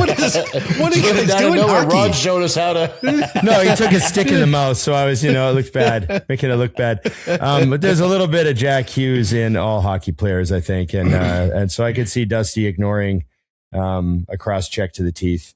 It's nothing. I have cardio to do. I think that Maybe it's that's just one of the better that things, way. though. Talking about it seriously, is the fact that people are looking for sides and all these things that really weren't in our head. Like Yeah, I'll that's have it. people reach out to me. I suffer from a sensitive tummy when I take D-ball. Right. Right? Yeah. I suffer. You get like I'll Just get an take the email from D-ball. somebody and they're like, I feel so bloated, and I'm like, Just take it at a different you're time. eating 5,800 calories. You are Yeah. bloated. It's a lot of food. Yeah. Do You know feel what that I way like? when you wake up? No. Do you feel that way after meal 5? Yes. Okay. You've been eating all day. I like when fitness girls that eat like 5 meals a day are like, oh, I've got some gas. It's like, yeah, you're fucking eating like a guy. You're bodybuilding. Like, what do you expect? Your delicate little system, you're jamming like chicken breasts into it and big bowls of vegetables times and a day. rice 5 times a day. Plus, Like, they can just this is do- how do men it. feel. They can We crop burp dust and and no fart one will all know day it was long us. and shit 4 times. And now you're eating like a guy. So you're going to burp and fart and shit 4 times. I hate to tell you that. You know what I mean? Welcome to the crew, ladies. They want to do what men do. They don't want to pay the price that men pay. Right? I'm going to eat 5 meals a day and 200 grams of protein. And then I'm just going to have a flat tummy and feel like $1 million all the time. That's how I feel. Well, I was going to ask you guys about gut health, but I guess I'm not going to anymore. We just covered Oh, that. no, we're all about it. We're all about it. My gut is healthy. Yes. No. How did you guys titrate up dosages? Or now, knowing how much you know now, if you've learned anything, what would you guys do to titrate up doses now? I Like, followed, how- I don't know where this was. I think it was in one of my old steroid books from like 1992 or 4, whenever I bought that book. But I remember one of the theories was you should spend the first half of your cycle getting to your peak and then just stay to the end of your cycle. Okay. And I remember that was one of the proposed cycle structures. There's all these different front load cruise, back in the day when it used A lot to of be front like loading. fancy talk, a lot of front loading. That was a big deal. But I found a lot of success with, especially because we used to go off for long periods of time. So when you're going off for 3 months, when you go back on, a little goes a long way. So you can take one shot of Sustanon a week and you put on, like in the first month, you're up 20 pounds. Yeah. Mm-hmm. So you're like, okay, 1 Sustanon a week. So now you're up 20 pounds and now you go to 2 Sustanons a week and now you keep growing. And then you get to the 3rd month and you just go to 3 and stay there for 2 months, like that type of a thing. And you would feel like you kept progressing because, your body was sensitive. So you just got the most out of each level of the, ramp up and then spent the most time at, your max dose. So that's how I did a lot of my cycles that way. And it seemed to like work. Like it was a good experience anyways. And then front loading was another thing we did a lot of, there was some pretty crazy front loading back in the day, like take 3 grams a test in a week. 2 grams of EQ. Like 3 grams of Sustanon in a week. And then just take sick. 100 prop every 3rd day for the next 2 months.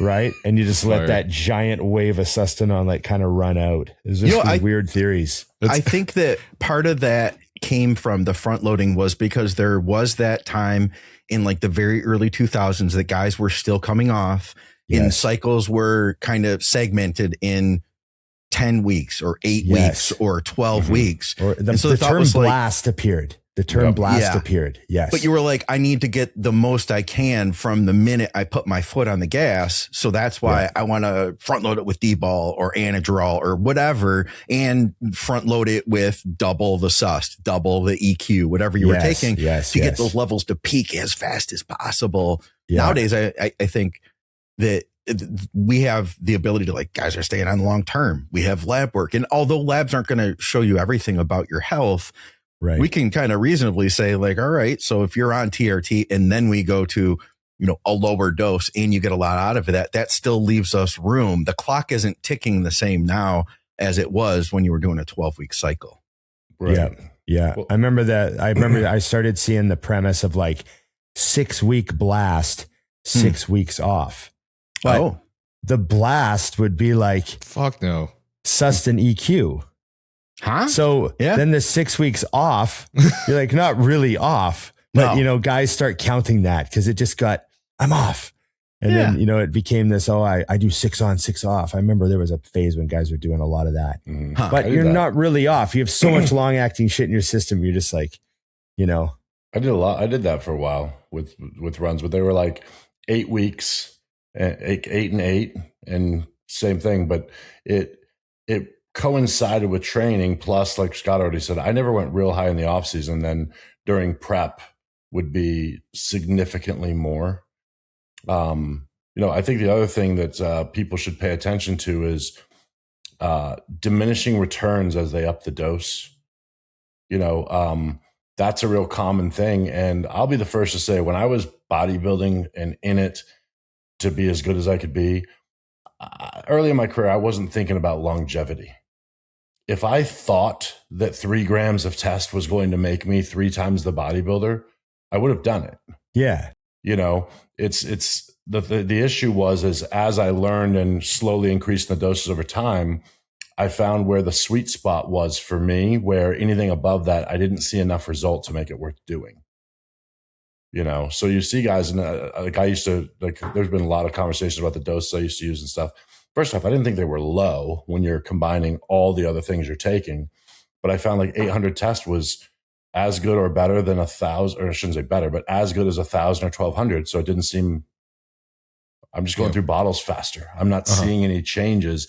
Whereas, the bump from 4 to 6 was drastic. The jump from 6 to 8 was drastic. Yeah, and then you went from 8 returns. to 10 to a gram. And you're like, I'm so excited now. I've been maxing out at 600, so now I can go to 800. Wow. You just created my new cycle. And there's guys that found that number higher for them. But I just think that's another example of what Scott was saying, where people say, this is how you should do it. I always said, this is how I did it. I'm not saying, don't go above 800. Like, you can't just ring someone's doorbell. Who does that? Who does that anymore? You can't just come to my house. Who goes anywhere? Who goes to someone's door? Who walks up to someone's door? You shoot a text and say, I'm here. What are you doing? Yeah. If you don't have my phone number, you don't get out of your car until they open the door and they wave at you. Air conditioned to air conditioning as fast as You definitely don't know that person. Do not answer. I'm glad you were talking about that, though, because I was about to ask you guys what you thought about sweet spots and where your sweet spot landed. Definitely. I used to, the only thing I had to watch was my blood pressure, but it would, when I saw it like move, then I remember trying 1,500 test. Like I remember, because you got to remember, testosterone was I love so how everybody much more, nodded when you said blood pressure. Like we all have blood pressure problems. Yes, 1,500 test. Yes, Yep, there's a good. point. Continue There's a the point. story. Good, as you were. The As you story's were. all good. Yeah. But you got to remember, the test was most likely real because it was easy to get real test. Like real test was the easiest thing to get. Amsa-sustanon, amsa-enanthate, vet bottles of Prop, human grade bottles of SIP, and easy to get. So since it was definitely real, that was the vast majority of most cycles because there was a risk with almost everything else. So, you're like, well, I'll run, go up to 1,200 tests. I'm going to go up, see what, I got my 400 EQ and that's kind of all I can afford because it's very expensive. So I'll run 1,200 tests with it. Like that was the logic with a lot of the high test cycles it was just the way the availability and cost of everything ran, like an ampicillin was $15, so I could do 3 of those a week, no problem. We do 4 of those a week, do 5 of those a week. It's not that much, but when a bottle of Winstrol is $400 for 30 mils, you're like, it doesn't go as far, So yeah, so just the way the time was. And we all thought testosterone was naturally occurring. So it's a little bit healthier. Yeah. Right. Yeah. Because testosterone itself so. is not toxic, right? Like test isn't kidney toxic, whereas like technically trenbolone kind of is. Yeah. So, if you're going to up something, you up the thing that's not toxic. Like it's just not toxic. Kidneys don't care about testosterone. They care about blood pressure, Right. but they don't care about the molecule at all, So, as long as but if, you go to 1500 tests and your blood pressure goes from 125 all of a sudden to 140, you're like, oh shit, I can't do 1500 tests. Right. So like we would hear these stories of like, we'd hear these stories about what Marcus Rule was doing. Right. And you'd just be like, how? Like, I can't do that. It wouldn't work. Yeah. Like, you know what I mean? But just the legends, they never died, So I like that perspective. Just don't run 200 milligrams of Tren, just run 2,000 milligrams of test instead. Right. That's what he got from that. That's what he heard. Is that what I said? That's how it was heard.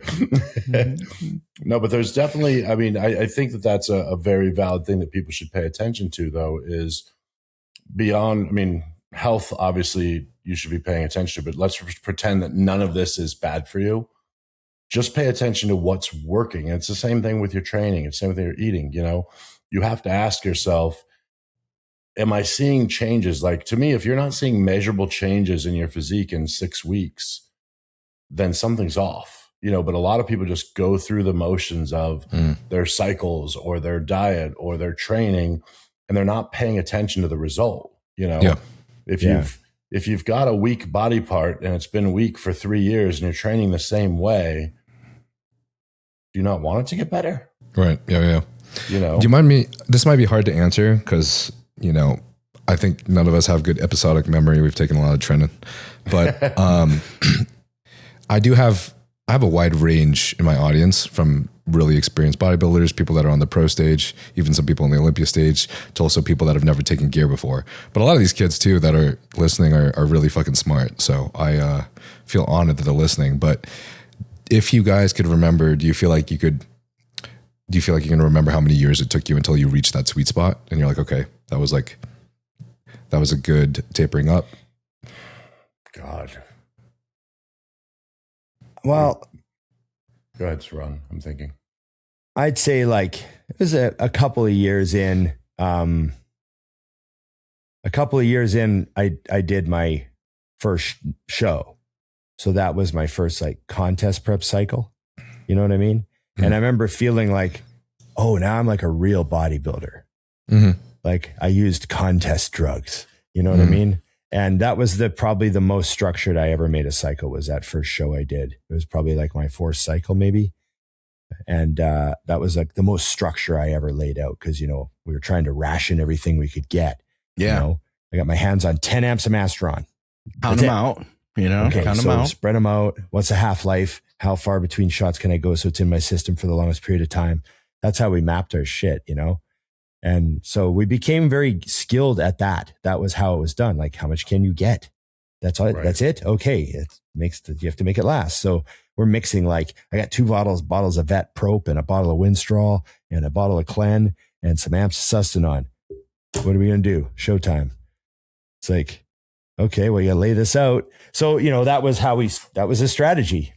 It wasn't just based on how do we want to do this perfectly and what's the best way to do it, but it was us paying attention to half-lives, and we were really big on that. And I'm not saying we even knew the correct half-lives either. We were just reading them out of books that some other bodybuilder had written, but it was really important. And I remember Dorian mentioning half-lives at a seminar I went to. He was like, it's not complicated. This is a half-life of 10 days. So 5 days in, you need another shot, like keep it level, like that type of thinking. But it was just real basic thinking, but that's how we strategized with our cycles, so now, yeah. So go ahead, Dusty. With what you were saying, I kind of figured it out. So It probably took me 5 years to figure out where that line was, but it wasn't because of not paying attention. It's because I had the mindset of 200 milligrams I'm growing, then I don't need 300, you know? And Yeah. then we would up. So like nowadays, I shouldn't say nowadays in general, but people who I work with will say, you know, I was taking 200 milligrams. You know, what do you think about if we go to 750? And I'm like, whoa, I don't think we need to do almost 4 times as much. I think, you know, a little bump would be. So once I reached the point of where I was consistently running cycles of 600 plus is when I was like, all right, let's go to 8 and see how it hangs. And that went really well for a long time. And then I said, all right, well, let's go up to a gram. I didn't really see much. So we said, all right, let's go to 12 real quick. And, you know, ran that for like a month. And I was like, I still don't see a big jump between 8 and 12. Like I don't feel different. I'm not drastically stronger. And that was kind of where I found that spot. But the reason, like I said, it took so long to get there was because I had the patience of understanding. Like in my brain, I always thought leave tricks in the bag, you know, like, Yeah. you Me know, too. and it's one of those like, why do that now? Because, you know, I think a lot of people, they blow their load trying to turn pro. And Blew my load a lot. you know, I always kind of hammer to people. It's like the jump between a regional level and a national level show to where you can win is enormous. But the jump between the pro qualifier and a low level pro show is bigger than that. Yeah. So hopefully you've got, whether it's more tricks in the bag or just more time of doing the same thing to continue to get better. You know what I mean? Yeah. I think there's a lot of merit. Go ahead. Yeah. I totally agree that I think there's a lot of merit to doing the same, like the time that you've been doing this, the time that you've been maximizing your growth. I guess my curiosity is like, how fast can we really reach that sweet spot? I'm like to your mentality where I always feel like I always see myself growing on less. So I'm like, why take the step up right now? Also my blood pressure's not the best. So, but, Smart. like the last cycle that I was running, I ended at 650 test, 550 primo. And I know that I can go up. Like I know I can go up to 750. You know, I know I can go up to 800. I just haven't yet. But I feel like I've almost been on the opposite side where I've like prolonged it for maybe even longer than I should have. Like I feel like I could have gotten up even sooner. Right. Well, I mean, if you're seeing that, I mean, if you're seeing change at a reasonable pace still, there's merits to why you waited. You know what I mean? But at the same time, you're not talking about jumping up to a point where health is drastically in danger because you added 150 milligrams of test. You know, like you said, watch your blood pressure, get those things in order, see what happens and go from there.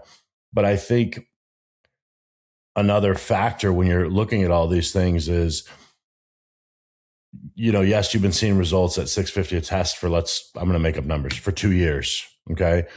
Well, are the results directly related to the 650 a test or just because you've been training for 2 more years, eating correctly for 2 more years, Gotten better at monitoring your, you know, all these other things that you might be tightening up as well. So there is a factor where some of it could just be you've been doing the same thing for longer. So of course you're putting on muscle. So, you know, to me, if you hit that point, you say, well, let's just see, because it was never a bad thing to me to find out, oh yeah, it didn't really help. And it was definitely worth bumping up to the gram to say, well, if it works, then fuck, I'm glad I did this, you know? And that's why we didn't go right back down to 8. I said, let's see what 12 is. And maybe that'll be the jump I'm looking for. And it wasn't either. So it was like, okay, back down. And I think that's the line you got to look for. And people have to just be monitoring their progress and saying, did the progress get noticeably better when this happened? You know what I mean? And not because I do think that some bodybuilders want to believe it more than seeing it. You know, I mean, your strength, as you know, when you go from TRT to 650, 3 weeks in, you're like, oh, here we are. You know what I mean? Like recovery's fast, strength is way up. You're adding reps and all these things, you know? Yeah. And that's what you want to be looking for. If you're not seeing those changes, then I would argue that you've hit a point where you've got diminishing returns.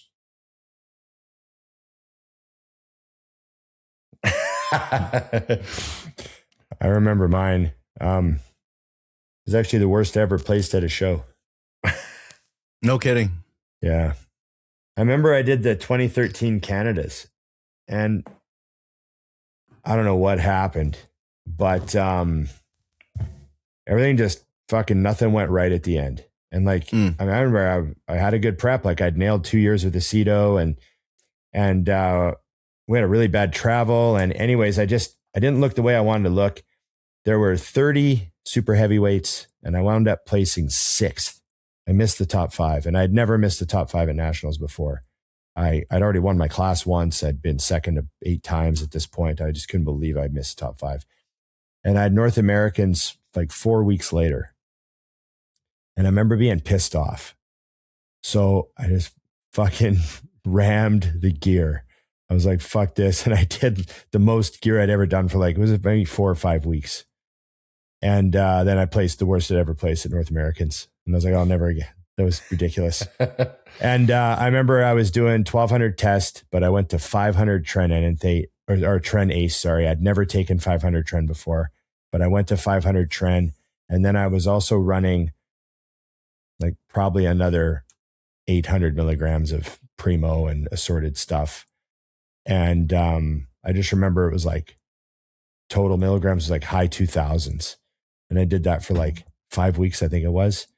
And then I remember like I was almost late for the stage, Dusty, almost missed supers that morning. Didn't get to pump up or anything, ran down the hallway, jumped in line. It was horrible.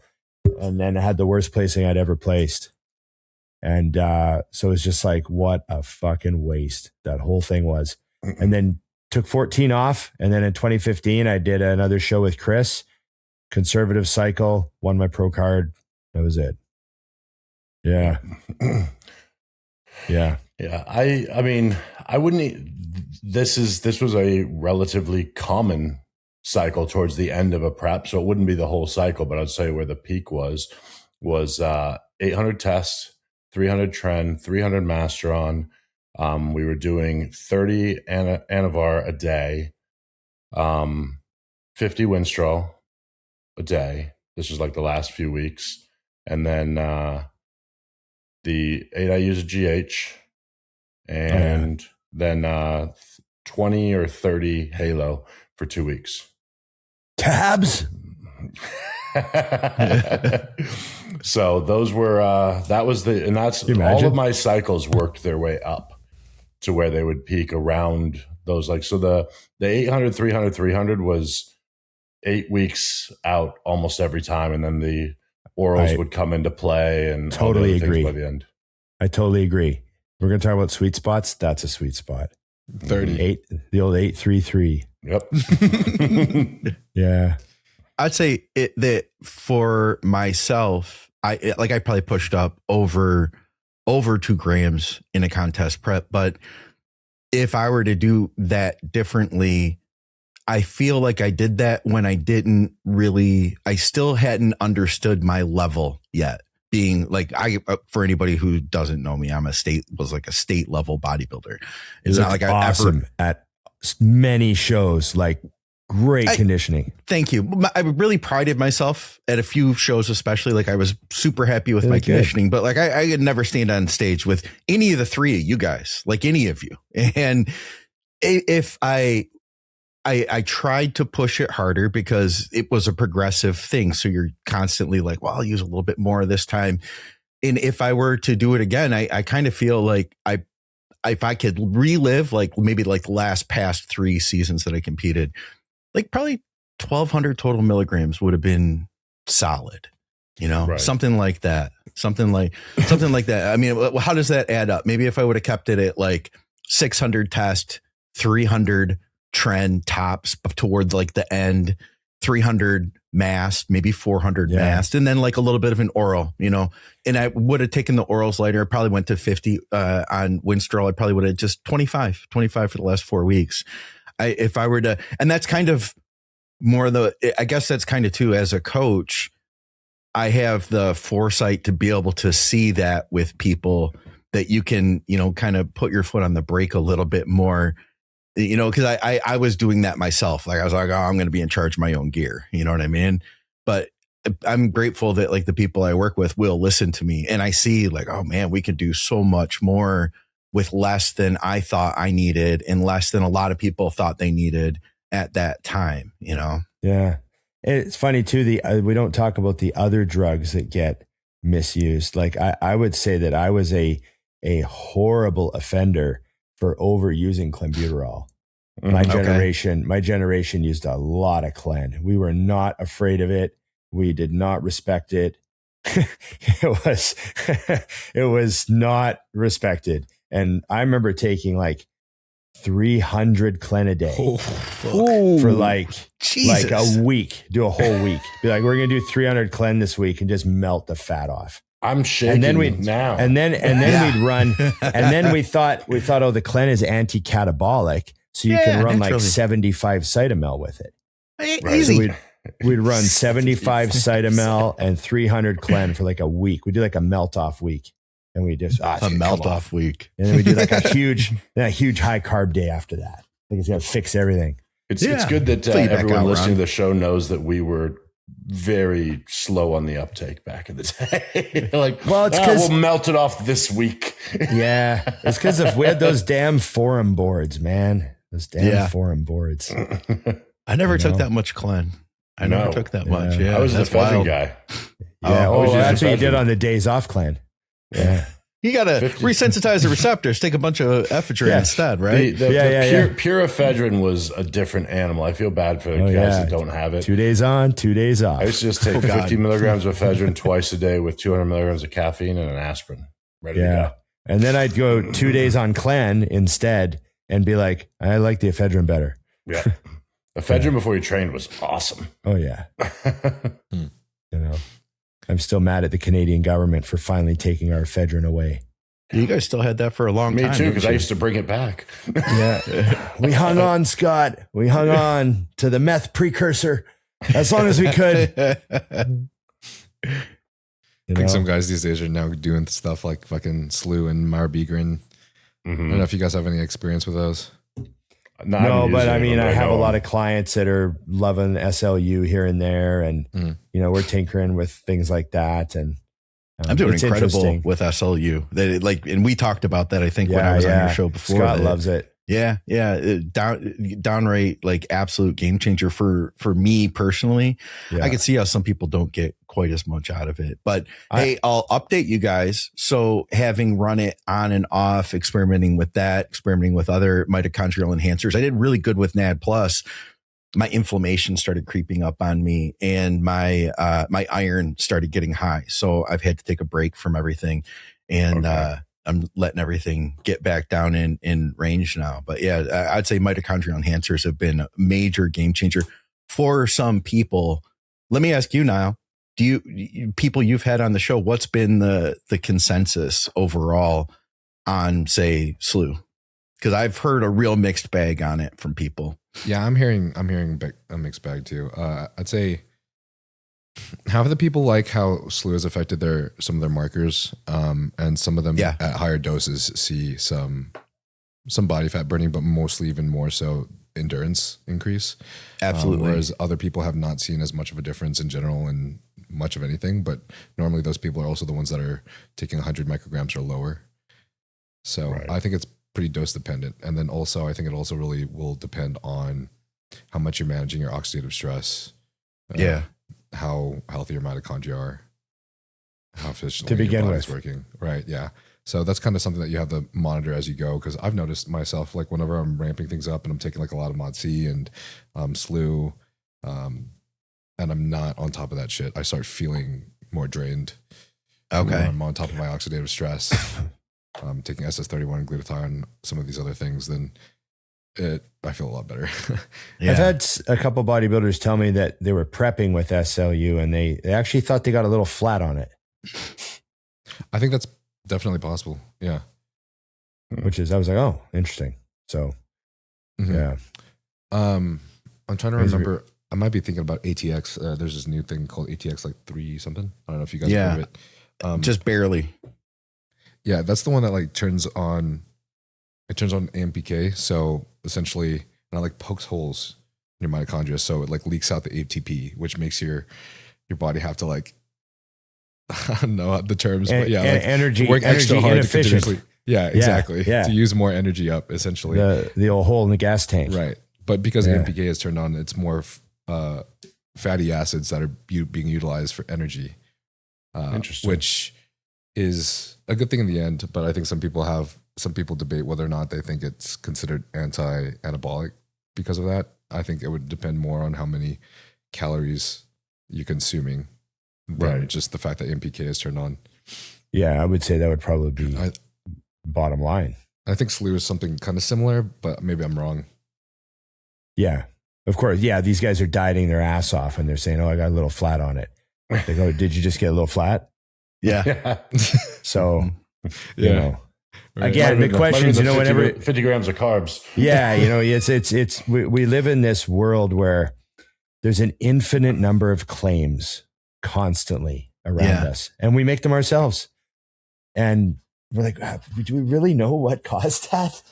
Yeah. You know, the amount of things we put in our mouths and bodies every week, and these little things. I think you have to ask yourself too, though, with things like flatness is like, I'll have people say that like they're 6 weeks out, they're like, I'm flat. I'm like, I don't care. Yeah. Is it? Yeah. Maybe we want you to be I flat don't right need now. you to be full yet. The show's in 6 weeks. You're half full, which is fine. Like, you know, There's the old analogy: a car with a half a tank of gas can still go 150 miles an hour.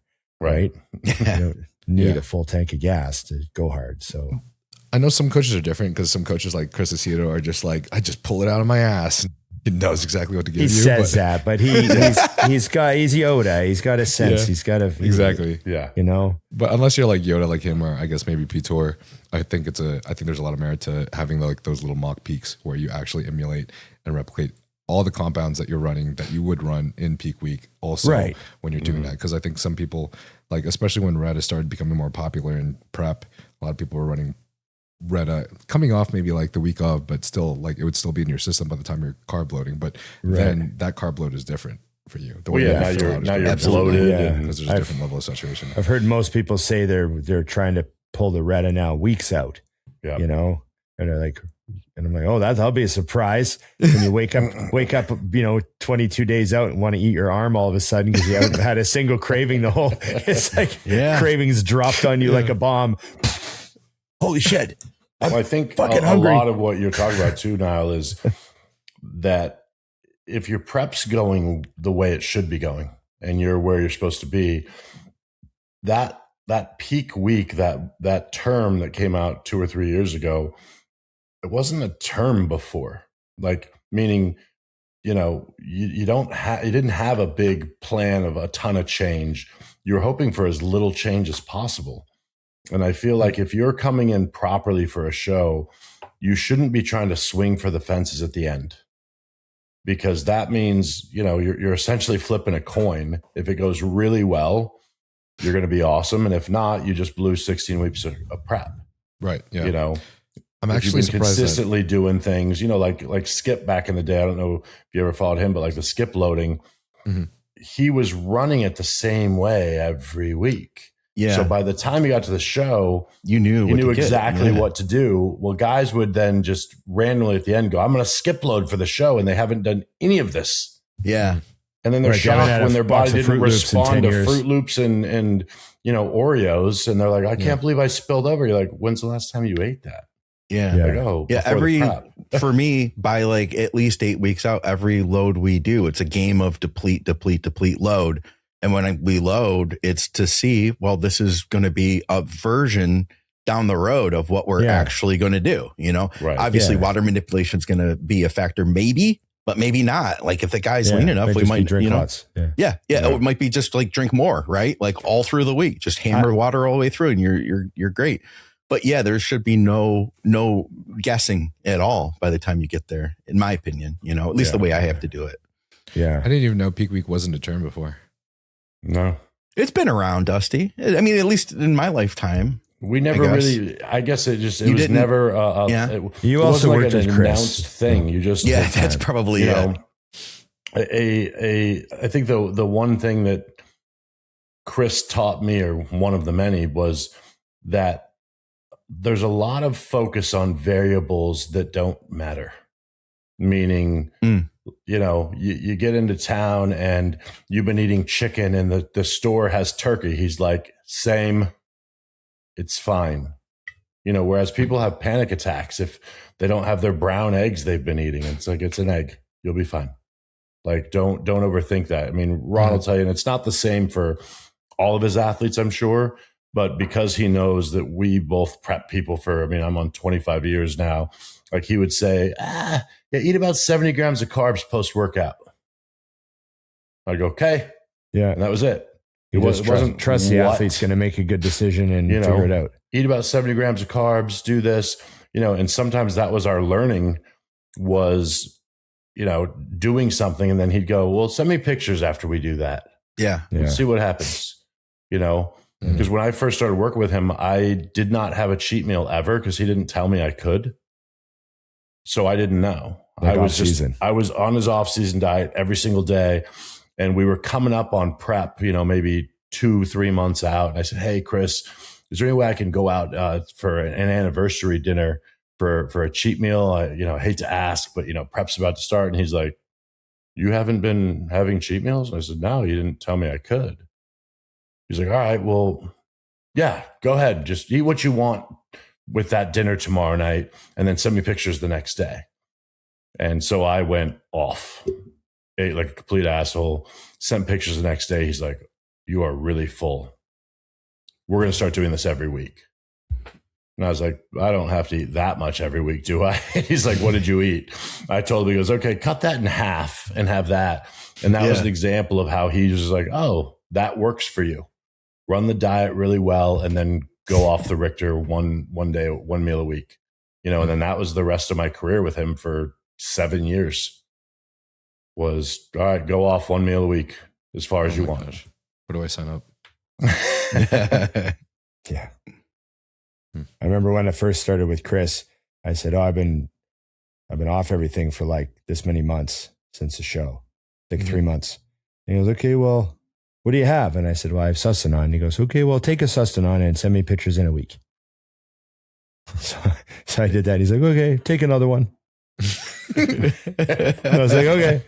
And then a week later, he's like, oh, you know, and I remember one prep, I said, hey, you know, we're about halfway through the prep, you know, I am a super heavyweight. And he's like, yeah, you look like you're on lots of stuff though.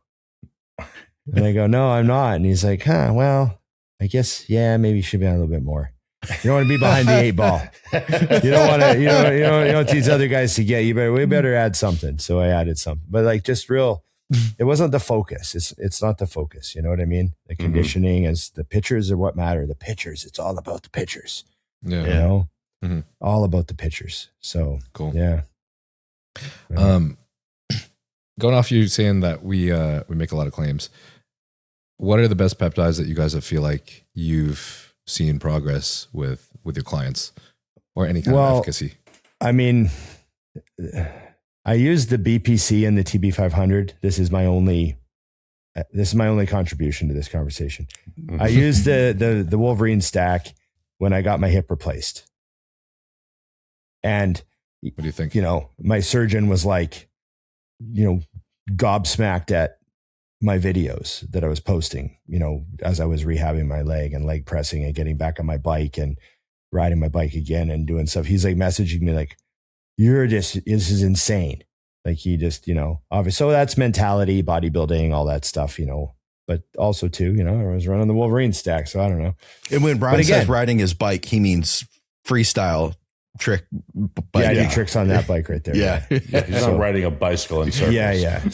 So just like, you know, a remarkable, you know, recovery. So I'd like to, you know, hope to think that maybe it helped a little bit, but, you know, I haven't tried every peptide, man. There's too many. They come up faster than you can even schedule a plan to try them. Yeah, there's a lot. You know, I'm just waiting for people to grow tumors or third heads or something, and we'll see which ones don't work. You know, my favorite peptide is Anavar from Optimize HRT. It's a great peptide. They call that a peptide now? Anavar's a peptide now? Grade. I'm prescribed, actually. Nice. Oh, my God. See, I didn't know we could just call everything a peptide. Yeah. Yeah. If you can get it from the peptide place, it's a peptide. I remember the first wave of peptides. I remember everyone trying GHRP6 and then getting like where you're so hungry you can eat like you feel like you took a shot of insulin but you didn't. You're just like starving to death. Like I have to eat. Yeah. Yeah, the panic, hunger, and all that first wave with the It's very CJC and expensive. everything. I spent a lot of money in that wave, and then you're constantly like trying to time things up. Oh, you need to stack these two together, and you take that at 6 a.m. and then you take it again at noon, and then you have to take it before you train, but not after you've eaten your pre-workout meal. So too late. Already too complicated for me. Then you take your IGF LR3 5 minutes before you walk in the gym. Your insulin, there's like that whole. It was a lot of insulin. I love the syringes. IGF, So IGF LR3, I know a lot of people have said it does nothing. There's all these people that say it does nothing. I don't know where the latest info is on that, but I remember I really liked it, and I don't know who else is on that wagon, but that was one of the things that I liked. I got incredible pumps from it. One of my training partners, I really liked it. Yeah, one of my training partners was diabetic, and when he used LR3, he said he took half as many units of insulin that day for the whole day. I believe it. Yeah. And he said, there is no mistaking how many units of insulin I take. Right. Yeah. Because like I have the data. Yeah. And I was like, you do have the data. Yes, you do have the data. So everyone who said it did nothing and it was stupid and a waste of time, I was like, it's doing something, man. It's doing something. I think there was fake around too. So it was kind of hard to tell. Like maybe the guy was taking something, the guy who didn't like it had some bad stuff. Yeah. I used to take it pre-workout. I don't know when you're supposed to take it now. I don't know what everyone's saying, but I just take it before I went to the gym, and for sure. The pumps were crazy. And the first time I took LR3, it was like not around. It was very hard to get and it was expensive. And I was like, I'm going to try this. And I remember the first time I used it, I don't know what it was, but it was because I used it many times after that. But the first time was like it hit different. And I remember like 3 days in, I realized it was like all the pores on my face shrank. They were like just gone. It's like, it's a beauty product. Yeah. It's like my skin changed and it lasted. Looking. I had enough of it to run for like, I can't remember what it was. I think at the time we would do like a 3-week on cycle and then a 3-week off cycle. Right. And I think that I ran it on for 3 weeks and it lasted that whole time. And then for like a month after I was off it, my pores in my face had like all just disappeared. This is bizarre. It was so strange because any other IGF I used after that, it worked, but it didn't do that. Oh man.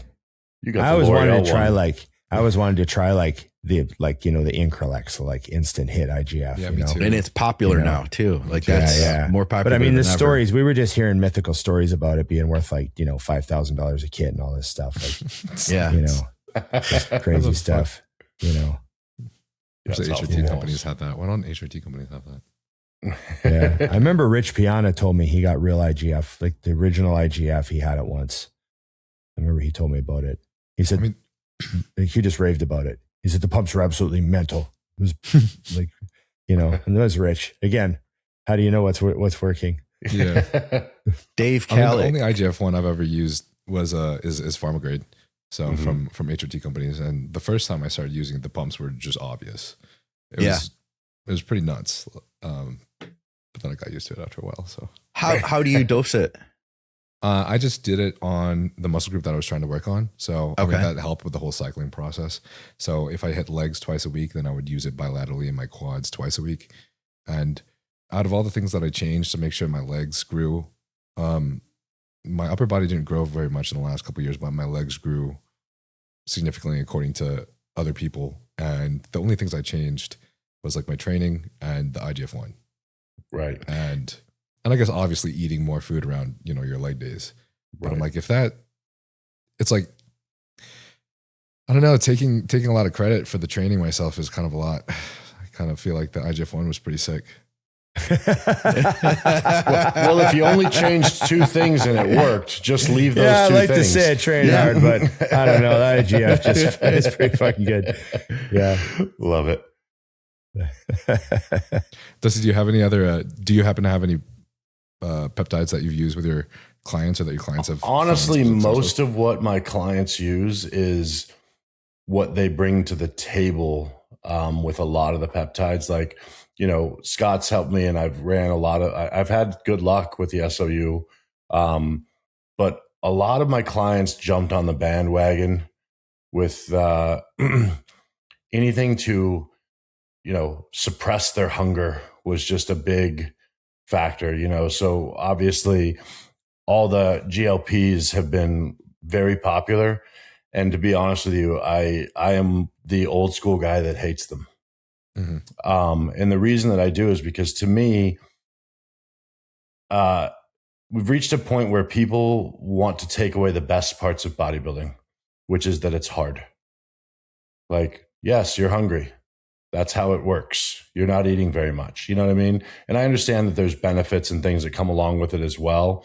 But most of the benefits, and especially after talking to Steve about it and hearing somebody of his level of experience tell me the same thing, he's like, a lot of those benefits come because you stopped eating so bad, not just because you took the drug. So I'm just not a huge fan of like the Retta being used so regularly. I mean, literally everybody comes to me like, oh, I'm taking the Retta. And I just say, fine, because you're already doing it.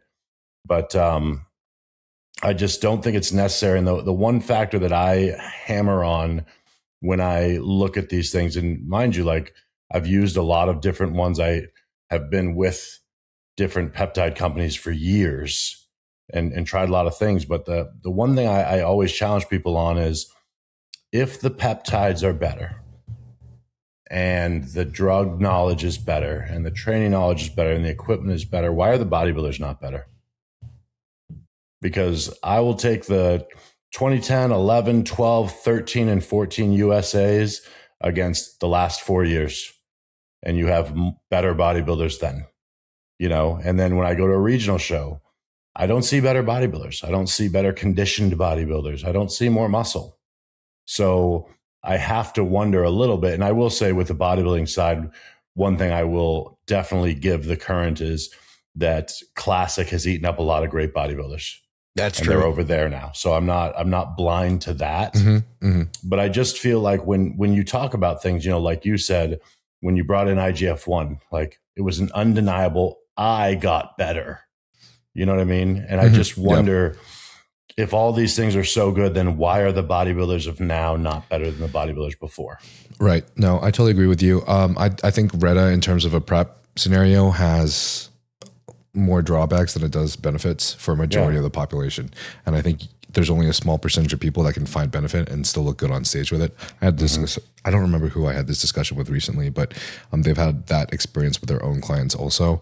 For the sake of devil's advocate, though, I would have to say that one person that's a good example of that I know his distinct story when he started Retta, and this was like early on when Retta was just getting started to be talked about, is Eric Janicki, who had a lot of, I think this is public, he had a lot of stress dealing with things at home when he was on prep with his wife and his kids, and being able to manage all of that. And I think is the level of starvation for him, I think, including taking care of his kids, was just like zero sleep, and then not being able to be present during the day with his family. And whenever there were things that needed to be, like, responsibilities that needed to be taken care of. And then when he was able to implement Retta, it took off a lot of stress off of him, a lot of like mental stress and relationship stress and stuff. So I think for that sake, and then looking at his like shows afterwards, I think he did improve. There's a lot of other variables to him improving, obviously. Oh, he's awesome, by the way. His physique's incredible. Yeah, it's cool. It's great. But yeah, I mean, then later on he got his pro card, and then, he's still going and stuff. But that's one example I can say where there's a small benefit, but I don't even think he was taking a high dose at the time. And I think that's the magic, is what you just said there too, is kind of like we said, the sweet spot. Is it working for you? Is it necessary for you? Because like back in the day, one of the things that we used to say, and this isn't always possible for people that have crazy lives, but when people say, hey, when should I compete? I'm like, when's your life the easiest? I'm getting ready. Like, I got a college kid. I'm like, let's not do it during finals. Okay. You know what I mean? Things like that. the worst prep of my career was going through a divorce. That's shocking. You know what I mean? Yeah. Uh-huh. So it's one of those things where if you breakups or, things like that, they cause issues. And in hindsight, I would have just pulled out of those shows. Like, oh, this isn't a good time to compete. But I was like, I can follow a diet. I can do cardio. Everything will be the same. Obviously not. And in that case, something like that would have been highly beneficial. I think it's just the whole idea that when things become really popular, they're for everyone. It's like trend. I mean, I have daughters that are, when they were 16 and 18, their friends are asking me about trend. And I'm like, no. Yeah. Why are you asking me about trend? It's not for you. You know what I mean? Yeah. So that's kind of the way I look at them. But there's huge benefits to knowing the things that work well for you. Like Scott said, I mean, Scott has probably the most drastic SOU change I've seen of anyone, where it was undeniable how much better he felt. And I'm like, okay, great. So there are spots for those. And when they're ready available, there's nothing wrong with running them and seeing what works. I've had like Ron, the one I can't deny is the TB and the BPC worked phenomenally for me. So there's definitely spots for them, but just, I think the biggest takeaway, and I know a lot of people listen, they want to know the peptides and the drugs and all those things. And it's just the reminder that the foundation is, and I'm going to add test to the foundation. It's your test, it's your Costco membership, and it's your food and training. And then everything goes on top of that, and you're going to see the changes. But if you start building the house at the roof, it's not going to be great. Yeah, totally agree with you. I think what does that say about my... Go ahead. I was just going to say, I guess, what does that say about my... about me if my fucking best show was during my last breakup? You didn't like her. That may happen. That was a good breakup then. Yeah. I think there was a boom that we're experiencing with peptides right now, just like there was a boom that we experienced in 2009. And I can tell you that I was part of that 2009 boom. Me too. And at the time, the world of bodybuilding was like, we figured out a bunch of shit. Like, we are launching forward. Things are changing. The old school guys don't understand how far ahead we are with where peptides are going to go and where we're at now because of them. But then it faded. Like, people spent a lot of freaking money, and, looking back at it, there were some good things that came out of it. But at the time, it was like, we're in this revolution, and looking back at it, there are some okay, so if you take a GH secretagogue, you can get a little bit of GH release. That's great. If you want to get a good, healthy level replacement dose, you're not interested in running high units of growth. You could get some benefit from it. But at the time, it was kind of being blown out. We're not going to need growth hormone anymore. If you've got IPAM and you've got CJC, and I think that we are going through that again, and that it will all balance out in another 5 to 10 years. That said, these drugs are absolutely incredible, but it's the specific use case. It's not an across the board where, for the people that benefit from Retta, because Dusty, when you came out and said that, I don't like Retta, I literally got emails from people that were like, Dusty doesn't understand. And, I've tried everything, and that my parents are diabetic, and that I was 300 pounds, and Retta changed my life. And you're not talking to those people when it comes to Retta, that's not what you're saying, that nobody should ever use it ever. But I think that's initially the way that came off. I think that you've refined that message. And I think, I just think people pay attention. If you're on a bodybuilding show, I have friends that, one of my close friends is 500 pounds. Yeah. And I had to push him. I'm like, bro, you're not doing this. At the end of the day, if you could actually eat at a caloric deficit on your own, we'd be fine, but you can't. Yeah. So we're going to do this for you, and you'll be good to go. It's just one of those things where, I think it's just like you said, Scott, there's everything's pushed as sunshine and rainbows, because no one talks about the sides that you got to pay attention to. Like you said, you've got guys that you're like, dude, there's no two ways about it. This was great for him. You got And the people same that are thing with, taking that does nothing for them, and they're still taking it. I'm like, well, then you don't need it. Yeah. And then you have people that it's, affecting their connection with enjoyment in life in general, and they leave their wife and all these other things. That's crazy. And you're like, maybe we should get off of this. And the same is true, I think, for the other side, like dump. mitochondrial enhancement. I think, like you said, Niall, there's like people who love it. There's people who are like maybe not getting much from it. And I think it's because it's like a specific use case. It's not like testosterone where everybody who takes it is You're going to like grow test, muscle. I promise. Yeah. I see. There's posts, benefit. Yeah. But I not see for posts from everybody. people now. They'll say, your mitochondria are broken and dirty. Like, they are? How do you know? Yeah. Like you can't just say that to everyone. Yeah. Right. It's just, attention, your mitochondria are broken and dirty. You mean, like, what do you mean? Like what are you saying? And so there's just this idea that we all need everything now. Like, it's here and we all need it. All of it. All 20 or If 30. I was selling it, I would agree. Yeah, right, exactly. Yeah. I'm glad But it'd be great. Hey, I'd love to get to a day where there's literally a peptide for every little thing that ails you. Yeah. You know what I Mhm. mean? Every little thing. Like, oh yeah, that activates this. They'll make this, fix itself. That'd be awesome. But, Speaking of we that, need all of them. Speaking of that, you made me think about something that I asked some friends at the Arnold. But before I ask this, is Ron's screen frozen for you guys, or is it just Nope. Nope, I see him. Okay, cool. All right, Yeah, not for me either. I'll try to not stare. We can't tell you who you're looking at anyways. We don't know where we are on your screen. So I was with my homies at the Arnold, and I just asked them like, what are the top 3 things that you guys would, if you could take any 3 things in the entire world, what would those 3 things be? Any drugs you're talking about, obviously? Literally just anything. Yeah, Test. probably drugs. Anything. Bitcoin. Yeah, lots of it. If you could take I would take a lot of Bitcoin. I'd take. A lot of gold by the bar. No. So you just take three compounds. That's it. Yeah, 3 compounds, 3 drugs, 3 whatever. Test, Just EQGH. Interesting. GH, weed.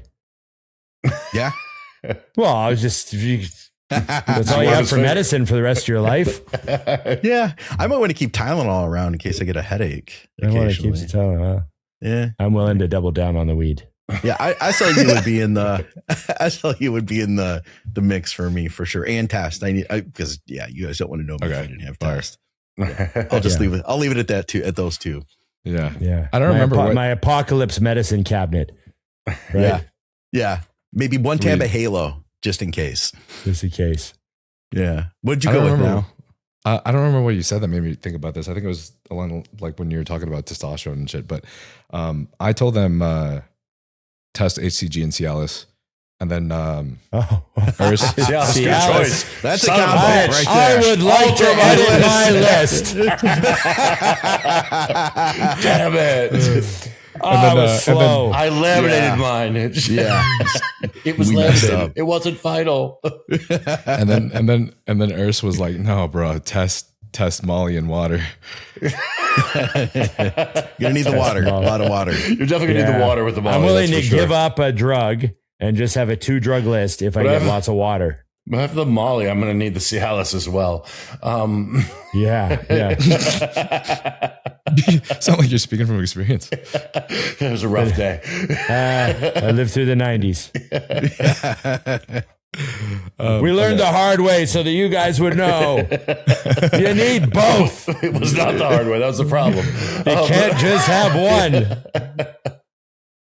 I think we talked about a lot of cycle stuff. So I think that makes a good topic, or that makes a good little like general topic idea or whatever for this podcast. So if you guys are ever down, we can like talk about some of the actual normal stuff like nutrition and like health, Perfect. Love Anytime, it. man. Stuff that are- We love it. We got to Passes get you and on the points. show too. We were just talking about it last week. I was like, we got to get Niall on our show. So That'd be sick. we got to make that happen. And Are you go guys down to run through the Q&A pretty quickly though? Because sometimes Sure. I don't leave enough time for that. only Perfect. in How one much time do you think condition. you got? What's up? I have some Q&A for you too. I asked boy. our listeners to ask you a few questions. So Okay. that's my condition. All right. A few of you have asked where I get my pharma grade Anavar and IGF-1, and of course it's not through Vinny in the parking lot. It's Optimized HP, prescribed in through a doctor. And the reason why I helped start this clinic instead of joining an established clinic like Merrick is because I wanted a real say in how our clients are taken care of. And the honest truth, it also helps me make a living, but I couldn't do it through selling snake oil. Here's the honest truth, is in a sport where everybody takes it, stops being cheating. The game just changes. Now instead, it's about who uses it smarter. But your health is part of the scoreboard. You know, we go back and forth between pharma versus gray market here. And while it does help you travel, I really don't have the answer. That's your call. However, every bodybuilder should be getting quarterly blood work. Yes, even you, the guy who says he feels fine. So we built the membership around that. The bloods are free, and the membership is just what we call the discount. My accountant hates this next part. DMs are free, always. Link is in the description. Sign up with code Nile. Send me a DM on Instagram. I got you personally. Ron's taking a big dumper. Where'd I he was go? gonna say, damn, Ron. You know what? Emily's on her trip. There's probably something going on with the dogs. He probably had to like do. Yeah, it's not that late over there though. It's only, what time is it over there? It's 6? afternoon, 6 Yeah. o'clock. We're finally reaching a point where my room actually doesn't have light in it. We have, I don't know if it's the same for you, Scott, but it's sunny until like 9 p.m. here. Oh yeah, yeah, here too. That was the dump, Ron. Yeah. Oh, no. He's cleaned out. I was dealing with the dogs. That's Dealing with the face I dogs. of knew denial. it. I called that. Dealing with the dogs. Denial. We had money on dump. No. Yeah. I I was gave thinking Jed about one of his making my pills. my future name like Denial or something. I could also do like DJ like Hard Niga, Oh, I like this. Real Niga. I just got that. Okay. Q&A. VL 98. Oh, well, we kind of already talked about this. Best peptides for protecting kidney and heart and why and the dosages. Oh shit, that's not my wheelhouse. Yeah. No, Well, but maybe beyond slew me. for Yeah. kidney, right? Yeah. I could see Scott. Well, Scott, you're in, buddy. Yeah. I wouldn't call myself an expert by any means, but I have seen SLU improve people's blood work, including like guys coming off a contest prep with like literally their best labs ever. Not just like not just like Right. like this is your best labs after a contest. No, like but best labs ever. everything's in range. What I'm was their surprised. dose on that? You know? You know what? I've been a fan of not going too hard with SLU. I'm not, I'll just say it. I feel like you either can get benefit from it or not. And if you're not getting benefit from say 400, 500 micrograms, then I don't know if I don't know how smart it is to push harder because it is a new compound You and might everything we're just doing. suck. Yeah, we don't know what's going to happen long term down the road. So I've always Yeah. been a fan of get the most out of the least. And so that's Okay. where I stand. There you go. I'll go with Yeah. him. Say my favorite peptide for connecting or for protecting the heart would be Pharmaceutical Anavar from Optimize HRT. Code 9. I Sure. love this Heart one. protective. Very good. Sure. We'll go with that. Craig Elias asks, Big Ron's gym is amazing. Got to train there when I went to sing on stage with Lamb of God and sang, oh, that's fucking sick. Yeah, Craig, awesome guy, man. Craig's always been cool. Yeah. I've always he stopped by the gym. He brought the singer from the other band by the gym. He was awesome. Yeah. So it's good to see him again. And I hadn't seen him for a long time, and I didn't even know he had so many followers. I knew he blew up, but like, and then all of a sudden, like I saw, I was like, oh shit, he helped blow us up a bit. It was cool. That's cool. That's sick. That's sick. Yeah. Yeah. I love Craig and his metal music and his big Yeah. ass fridge and the girls he has. I'm sure big every fridge. fridge is big. Yeah. Yeah. Great Giza asks thoughts on Justin Harris's approach to insulin to stay lean. Oh, I don't know exactly what Justin Harris says to do. What's he doing? Yeah. He might. Yeah, I don't know. Do you remember what he was saying? Anyways, I don't consume a lot I of think bodybuilding Justin- content. Yeah. I think Justin Harris is awesome. So whatever he's doing, it probably works. I need to go ask him about this. I feel like he mentioned this on one of my podcasts, but apparently like he has an approach. I don't know. That's interesting, an approach of using insulin to stay lean. But anyways. Was it your show when Justin Harris said, if you just eat meat and rice every 3 hours, it covers like 95% of your bases? Was that your show? There was a good clip of him saying that. So, yeah. It might have been. Oh, yeah. I don't know. Oh, okay. He said a lot of fun things on the podcast, though. Yeah. Guz Mandy asks, what is your favorite cycle for cutting and why? Clen. Yeah, it's good. Straightforward. Little test, a little something else, some Clen and T3, little Winnie. Yeah, I mean, that's... There you go. Cardio, diet. There you go. That's it. That's your base. I will say about the prep stuff you were talking about last time, like there's definitely, I totally agree that the more conservative approach way more often than not always brings the best package, and that includes total stress as well. But it's total stress. I have noticed, I will say there's definitely a sweet spot for that too, and definitely a balance, because you definitely can take a little bit too, you can definitely take a little less than what would be optimal for what kind of like look the judges would like. And I'm just being as honest. I think most people don't do that. Who errs on the side of end. Yeah, exactly. Yeah. But like for me, for example, with Patrick, that was erring on the lower end. Taking and adding the Winstrol in definitely was a big improvement. Yeah. Yeah. There's not very many people that err on the lower end though. No. And they don't think they're airing either. They're just taking more. Be safe, just to be safe. Yeah. J-Rock Fit says, Ron is the owner of my gym. Ask him what started the idea to create the Pro Wall. Oh. Well, I'd already done Mutant on a Mission for a couple years. What's the Pro Wall? Well, the Pro Wall, we when we opened the gym, we had this one big wall by the water fountain, and we just made it the Pro Wall. And we just had every time we have a pro in the gym, we're going to have them sign the wall. Okay. And it just took off. It just kind of like, it wasn't that big of a deal when we thought of it. We just thought, oh, it'd be cool. And then it just became like, became where people were like, I want to sign that wall one day. And like, it's pretty cool, and now people like travel to the gym to sign our wall, which is awesome. Like it's, like after there's a pro qualifier, the athlete will run up to me and say, I can't wait. I'm coming to your gym tomorrow to sign your wall. And like every day after the Van Pro qualifier, every week after the show, we always get someone in the gym to sign the wall. And, and the first guy to sign the wall was Bumstead. He was in town for an appearance the weekend before we opened. So who was that? Came. Chris Bumstead. Never heard of him. Never heard of him. I thought you just didn't He's an hear old me. retired guy now. Yeah. So, but Bumstead was in town that week, and so we let him train at our gym, even though it wasn't open yet, right? We had equipment kind of scattered around, and he was in there training, and we had him sign the wall. So he was the first guy to ever sign our wall.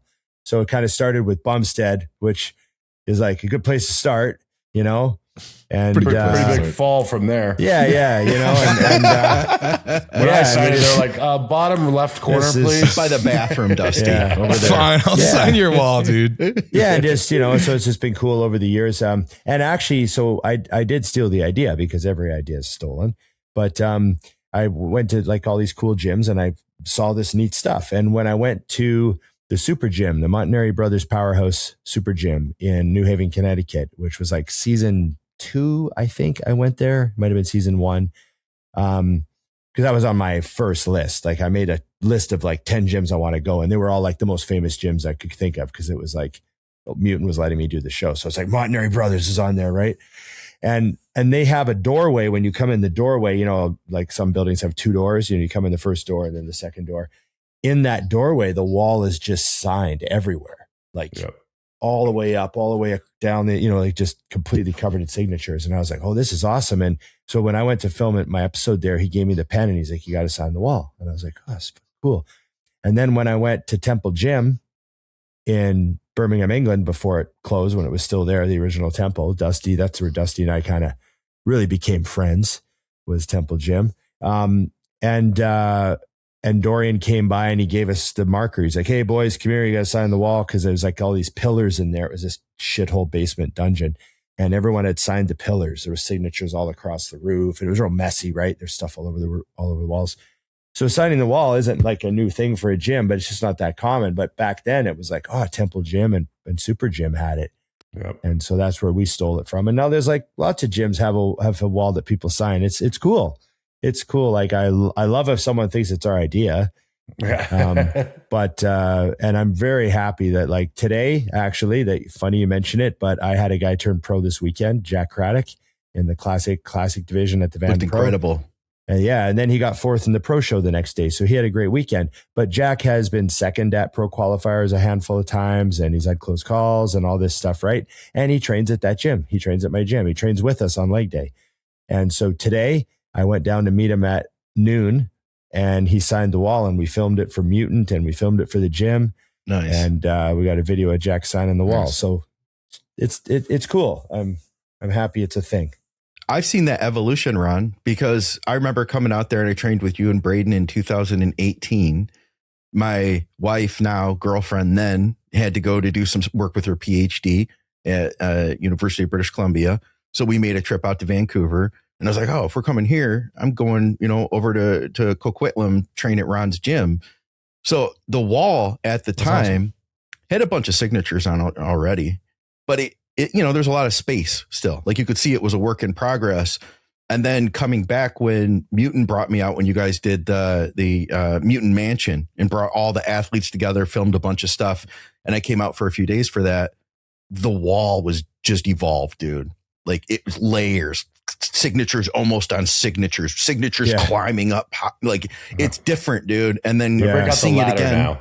Yeah, we got the ladder out. Yeah, we get the ladder now. Yeah. Bring the ladder out. Yeah. It's cool. Yeah, cool. And it's funny because like Bumstead's, we found Bumstead's signature today, and it's almost bleached off the wall. So what happened was the signatures were getting bleached. They were disappearing. And then we had the windows all heat tinted with UV blocker. And now they've stopped disappearing, but the damage was kind of done, and Bumstead's is barely visible, but we know where it is. We can kind of find Get it. him back to trace. I got to get him to trace over it. Yeah. If he ever comes back. Yeah. You ever just thought about tracing over it yourself? Oh yeah. About 10 times. Yeah. And same with John Meadows. His signature's on there too. And it's kind of hard to find, but it's right by the water fountain. Thought about going over that one too. Oh, this is a cool one. Jacob Augustine asks, what is one thing that they think the new generation of bodybuilders is doing better than theirs did? I got an easy one. I love seeing the new generation of bodybuilders taking regular photos of themselves. I know a lot of old bodybuilders bitch about it, but talk to Ron, myself, what I do not have is years of awesome photos that they have from the beginning. I would have been such an awesome bodybuilder if I would have taken more photos. I think it would have made a bigger difference. We were just like, oh, train all year and hopefully I'm better next year. Like we just weren't like that. Mm-hmm. We thought it was it's undercover. You can't see it. It's all about the scale, and it'll appear at the end. Yeah, but also just the memories of being able to look back, because I didn't even buy like show pictures until I won an overall before it even crossed my mind. I don't even some pictures. Yeah, I don't even care about those. I wish I had training videos with all my old buddies and stuff. Right. We didn't have phones with cameras on them. Like I would have such awesome footage of like some of the gyms I trained at with like the wild clothing, and it'd be so fun to watch, but we didn't film anything. Yep. It's cool to look back on like my old like show day YouTube videos and just be like, wow, I'm a fucking fat sack of shit now. No, I love that part for them, and I think it's great that they do all that, and even the training. As long as you're not a dick and inconsiderate about other people in the gym, film your shit. Like I think it's annoying that there's guys who think it's okay if I film in the gym, but not these two kids that are in here training that have been training for a year. I'm like, do your thing, dude. Yeah, I think this one is a quick answer, but Alif Hamdan 72 asks. It's 7.2, like written out 7.2. What's the range on average amount of PEDs to grow? 1 gram, 1.5 to 2.5, 3 to 5, or 7 to 10 grams of AAS? Oh, God. Well, let me put it this way. if you can't get to the pro qualifier level on less than a gram, Yeah, you're not going to make it. That's I fair. don't know if you're gonna make it. Mhm. Sorry. That's fair. Is that fair? Would you say, I feel like that's very super valid for the off season, but would you say that's valid for the prep as well? I feel like there's some Yeah. guys that definitely go over the gram to get their pro card. Yeah. No, he said get to just that to get level, to the not pro turn qualifier level. Yeah. Yeah. Yeah, If you can't, you know. if you're not qualified, and when I say qualified, I mean Like you belong actually there, qualified. Yeah. Yeah. Be then competitive. You shouldn't be going over that. I mean, I think I won my first overall. I was definitely under a gram of total gear, and I hadn't taken any growth at all. No. In fact, my first overall was on less drugs than the 2 shows before that. It was on way less. I was poor. Yeah. Yeah, and almost had no business buying drugs for a show. That's sick. My first overall was natural, but it was also in men's physique, so it doesn't count. Right. I don't know about that now. Those men's physique guys are fucking awesome, dude. Pretty Yeah, incredible. there's some men's They're fucking There's sick. some men's they're physique awesome. guys that the only reason Yeah. that they're not bodybuilding is they like shorts better, because I think that the old days of men's physique being a non-bodybuilding category is gone now. Those guys are awesome. Yeah, they just don't pose, but their physiques are crazy. Yeah. Like when I say pose, I mean they don't, they just don't do the poses, but like they're doing their own stuff and they're doing their own thing, and And they're all in the best shape. Like They're every crazy. single guy in the lineup. Yeah, is you don't incredible see at a the pro single guy level. that's off in men's and physique. the shoulder to waist ratio on a lot of those guys, like Insane. there's a pro at my gym named Taylor, and his shoulder to waist ratio is like, it's what every bodybuilder dreams of. It's as wide as me, but he's got a 30-inch waist or whatever the fuck he's got. It's crazy. Yeah. I like to give it shit because I was in men's physique for longer than I was in classic. But I mean, dude, I was fucking Jeremy Buendia's physique for me. That was that was huge, bro. Like before abs were as important, just like just massive fucking V taper. Just When width. Jeremy Potvin trains Insane. at my gym, and it's comical to see his waist. Oh, that's wild, right? Yeah. I mean, it looks like my wrist. Yeah. And he's like in a t-shirt, you're like, oh, you work out, and then he takes a shirt off, like, what the fuck? Yeah. I was just What with is him. that? I was literally just with him backstage at the Republic of Texas Pro. Okay. And even after like all the shit he's been through the last couple of years, man, everything held in tight. Waist is still like that big. Crazy. He's bananas in person. Bananas. Yeah. JXDX asks, how can I keep my hemoglobin and hematocrit under control? Cardio and hydration isn't working. Does he give blood? That's Come not off. a temporary fix, though. Yeah. Come off. Not when I say come off, I mean, I'll tell you what, I went through a phase where I didn't Give want to blood. lower. Come off and give blood. Well, I didn't even know about the give blood part, but just bring your levels down to a normal range. I think that I'm seeing this happen with people more and more because they want to cruise on higher and higher doses. And I think a lot of that comes from the fear of like, oh, I'm going to lose muscle. And if you're like sub 220 in shape, like 220 in shape, so like legit heavy, I really do think that you can bring it down to true TRT range. Oh yeah. I see guys that I work with do it all the time and that they don't have a problem, but that you start running into issues when you want to do that 300 test because you're just afraid you're going to lose that size, or you've extended your cycle too long, Right. And if you do come down, you get everything. That's the only way I've seen where we can get things like hematocrit and HDL back is by getting your test into actual range. It's not fun. But you can still retain everything, and you can still grow, honestly, in that phase too. I tried so my hematocrit, when it was really high, I remember it was like 57 at one point, and I talked to Dante about it, and he said, increase your cardio. And he said, remove vitamin C for now, because vitamin C is going to help you to store more iron, and cut out red meat. And I was like, all right, no red meat. And he was like, oh, you can eat a little, just don't eat it all the time for everything. So I was scheduled for phlebotomy, and it was like 4 weeks, because that's the way the system worked. They couldn't get me in for 4 weeks. So I'm like, all right, I'm going to do this for the next 4 weeks. And then I went in to get tested. I went from, I think it was 57 point something or 58. And it was down to 50.1 when I went in. Yeah. So what I learned though, is that you just increase your blood plasma through doing that. So that's only going to dilute. So you have I probably had the same amount of Hematocrit, but I increased the blood plasma. Yeah. I diluted it further. So that's, one trick to temporarily get it down, but ultimately bringing your levels down to TRT range. And then also too, look at your iron and what are you doing there? I found that IP6, 3 grams of IP6, and I split that 1500 in the morning, 1500 at night, can work to help bring that down faster. If your ferritin levels aren't through the roof, then you're not over signaling your bone marrow to continue producing more red blood. Gons Julian says best of both worlds collab. Love both of the shows. All right. Okay, cool. I had a few people say that too. Bethlehem the Beast asks, what was the wildest thing you did to gain muscle? Oh, just the way we ate. We ate recklessly. Just the body weight that I went to. Well, I was 330 at one point. Yeah. Like I didn't need to be that heavy. You know what I mean? Like it was a lot of fluid. Like I remember first 10 days of my diet, I was all of a sudden 310. That was when I worked with Chad. Chad had me at 330 and then he's like, "Kate, time to start the diet." Drop the hammer.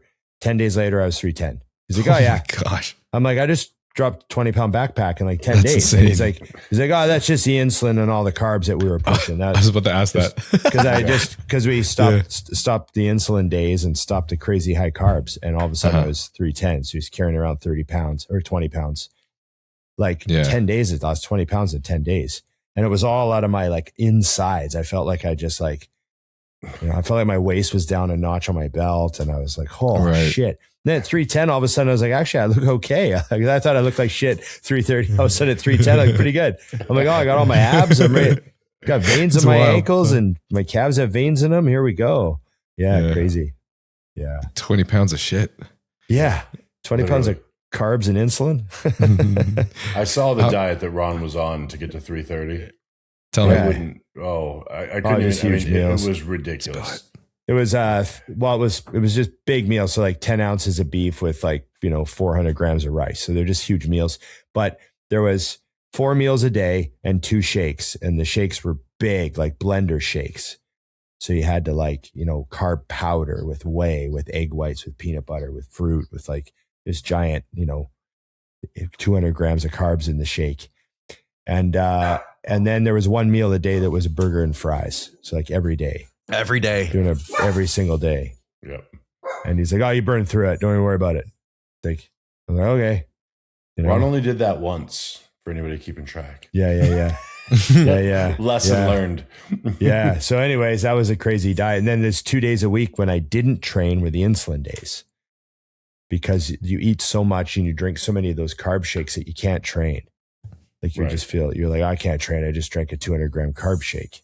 Mm-hmm. Right. Yeah. So, and those would be the days that I'd run Humalog all day and stuff. Anyways, that was the craziest craziest year I ever had was just getting to 330. How often were you running Slin? It was 2 days a week.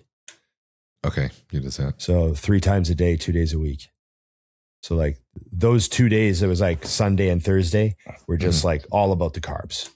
Okay. Gotcha. It's kind of cool to see how much you dropped even just running Slin on just 2 days a week.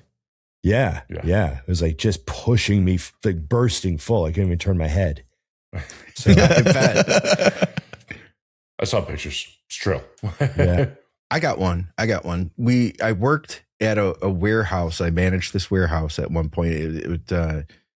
Anyway, the next door, they had this pasta company and they had all this pasta that they manufactured it for restaurants and they pressed it wrong. So all this pasta was going to get thrown away.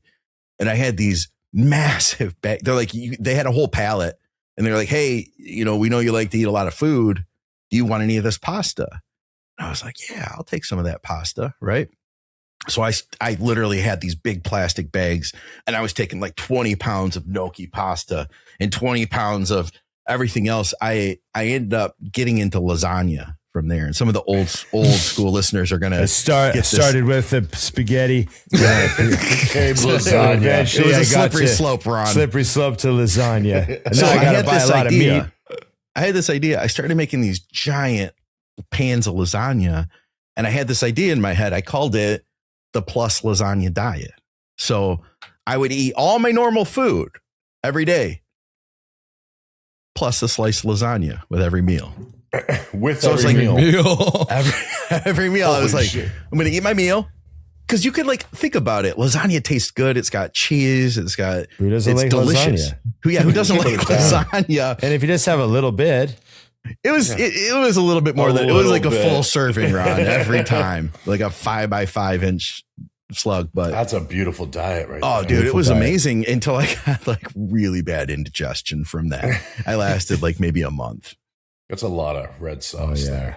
there. Yeah, that's fantastic. plus lasagna diet. The lasagna Fire. diet's beautiful. Henry C23 asks, what are Ron's thoughts on the Velvet Underground? Ooh, Oh, of all the bands, he asked me about them. it's an interesting one. Oh, well, I'm not a massive like historian of that band or anything like that, but I know Scott. Yeah, Scott's more into the Velvet Underground than I would be. But that's interesting that he picked that band. You probably know more about Lou Reed, who was the main singer, right? Yeah, yeah. And I know more about Lou. Like he did some cool stuff, like that Metallica project he did, and some other interesting things that Lou Reed did. So They were a weird band, man. They used to play at Andy Warhol's factory in New York. And it was like a very weird time because like anybody who was like in the New York scene wanted to go to Andy Warhol's parties. And he had this giant warehouse building. It was like a loft. And at one point they painted the entire thing silver. Like the floor was silver, the walls were silver, the ceilings were silver. And everybody went there and did like, copious amounts of drugs. They were like, everybody who was anybody was there. And that's where the Velvet Underground would play. That's how they got known, was through that. And then, yeah, obviously Lou Reed evolved. They had some weird music, really, really unique off the wall stuff. Am I the only one that doesn't know who this is? Or are you with me now? I'm Yeah, into mute, their Ron. music. You hit mute or something, Ron. oh, unless Lou Reed did an album with Metallica. It was like this Yeah. weird experimental album they made. I didn't it's even know odd. that. Yeah, it's weird. Yeah, it's good though. It's like good weird, like This is, I don't know. I mean, actually, you guys have to answer this. Fuck it. Lewis C. Scandal asks, what is a pet peeve that you have with each co-host? Oh my God, that's great. There's so We many haven't ever for me. answered this before. If you don't have at least 10 for me, I'm irritated. I've got one. Yes. But I'm gonna wait. Go. I'm gonna wait. I'm Oh, gonna come on, drop you it on prick. you guys later. Oh, You guys gotta God. call me out first. All right. I don't- It's this Someone isn't say a pet something. peeve, but it's something I notice that Scott, and I learned this because I had to look it up, that Scott says known, which is something people say from where he's from, where the rest of us say known. What do I say? Known. I say knowing. Oh, dude, we Yeah. say some weird stuff in the Midwest, man. Yeah. So I looked, because Knowing. every time I Knowing. heard it, I had to go. And then I looked it up and I was like, oh, it's just where he's from. I just didn't think he knew how to say it. Like it's something that I've always known. That's the word Yeah. you're okay. Yeah. Right. That's not known. Niall, how do you say it? Known? Yeah, okay. I say it weird. No, it's like I get it though. There's an E in there. No N. Yeah. Yeah, knowing. We just say Yes. known. Not We a also pet peeve, put but something S's. I notice. We also put S's on the end of things. Like my family works at Ford's. Not because Detroit, Motor City, all that. Yeah. Maybe you work at GM, maybe you work at Ford's. Or back in the day, where else we might go to Walmart's. Whoa. Oh. More than one? I just go one. Yeah, it's just more than one. And I catch myself doing it. Several Walmarts. We did a Yes, tour. I catch myself. I'm like, What's your up at favorite one Ford's. at the end of the day? Yeah. It's weird. I don't know. Come on. These That's are great. amazing. Go ahead. I Dusty. got another one, dude. Pet peeve for Ron is that I have to work my ass off to get him to rant sometimes. Oh, yeah, you do. And sometimes it's so easy. And I want to know what I have to get Emily or the dogs to do before the episode to get it going. Because when he rants, our show blows up. But I can't always get him pissed off. Just depends on what the world around me has already done to me. Now you got Dusty, the restrained Ron here because he's like trying to be a good guest. You know, you I don't don't want know. to rant on your show. I think it's ridiculous. Yes. Ludicrous. How Dusty thinks that the average guy can bench 225. Dusty often talks about benching 225 like it's something just any jackass off the street can do. He's like, I'm not strong anymore. I mean, like anyone can, like, the average person in the gym, what do they bench? 2 plates? So you take the average guy in the gym and bench. I'm like, whoa, hold on. The average guy in the gym does not bench 2 plates. Like, yeah, sure he does. It's like, no. What world do you live in? So we looked it up. Yeah, we looked it up. Turns out I was wrong. Yeah, it turns out. Turns out I was mistaken on the average strength of a man. Dusty's perception of what normal people can lift is just so skewed. So mine's related, but I've already said it earlier in the show. These guys think that they were terrible bodybuilders. It's like, I wasn't that good. That's my pet peeve. And I planned to do an episode where we're like, Scott calls out Ron and Dusty. So that'll. Oh, right. That's coming. That's coming in the future. We're the best of the mediocre. Right. The best of the mediocre. Yes. I have no pet peeves for Scott. There's nothing he does. I'm just grateful that he does all the work and I show up. Yeah. Our show is pretty much run now by Scott and Nikki coming up with ideas for me to then turn in as if I did it. She does my homework for me. And the whiteboard. Oh, the whiteboard of doom. Yes. Yes. Oh, yeah. That's fire. Running his list, see if he's got anything good. Grant Keel asks Dusty about his Brotox protocol. Oh, I want to hear that too. Yeah. Yes. I actually use Dysport or whatever it's called, D-Sport, because it works better for me.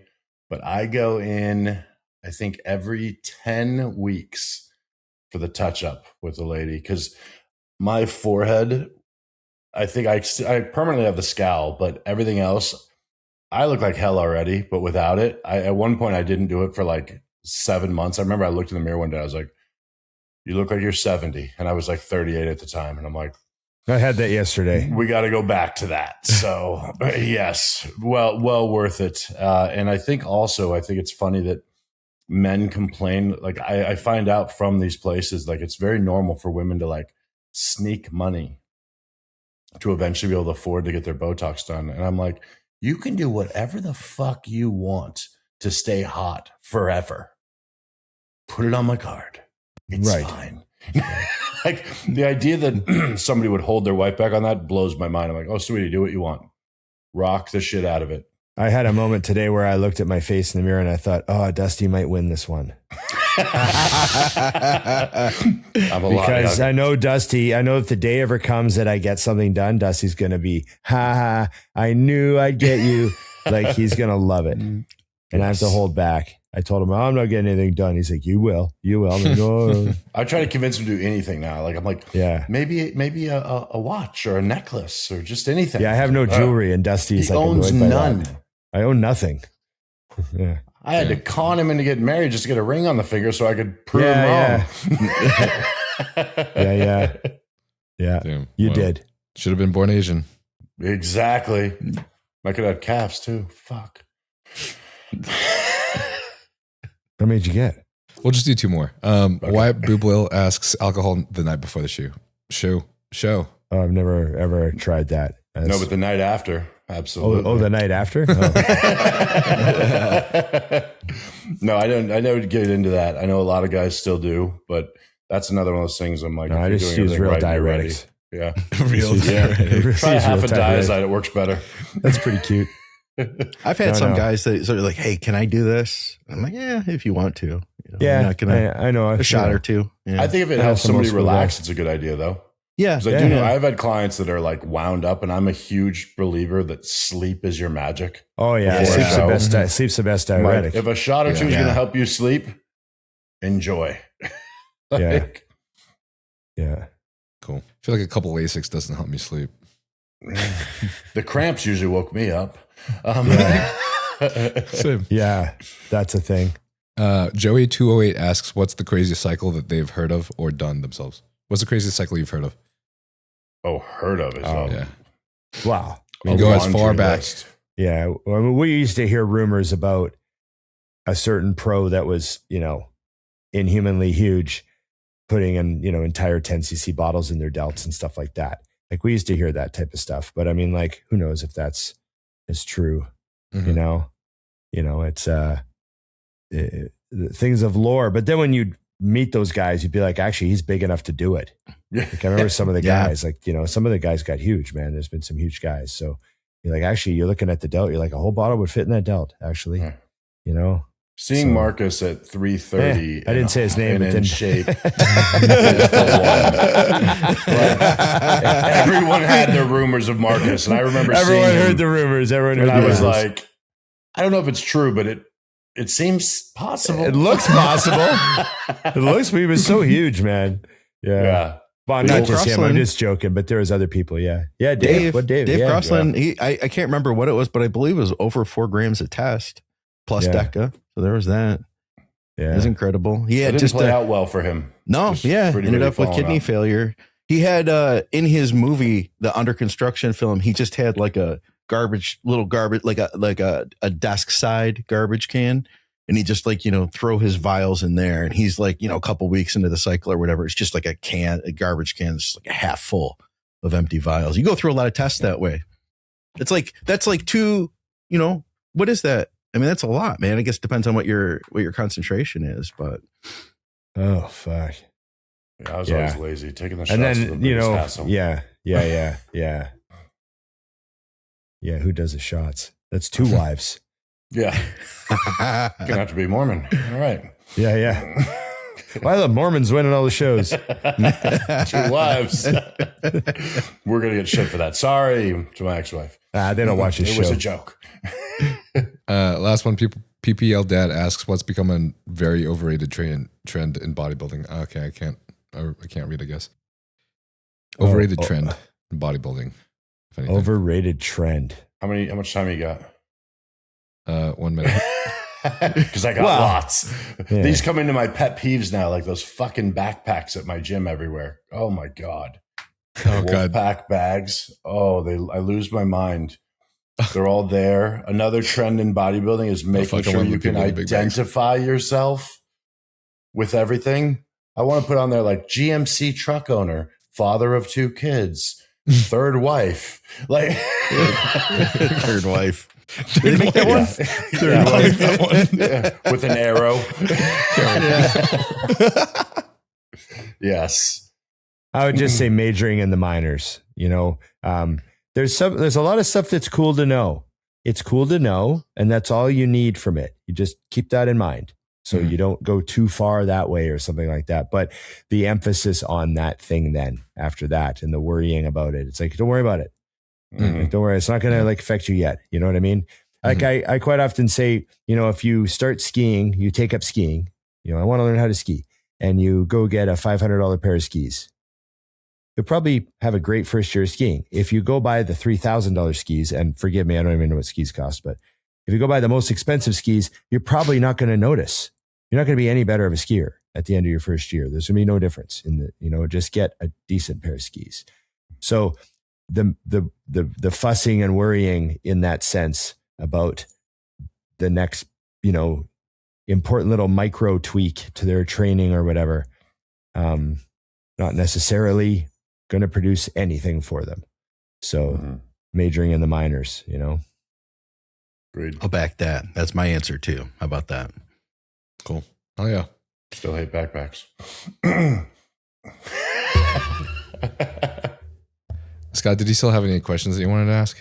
I do. I'll just narrow this down, but we had Cut this one a bunch of little short. listener It's getting late questions. for me. So I agree.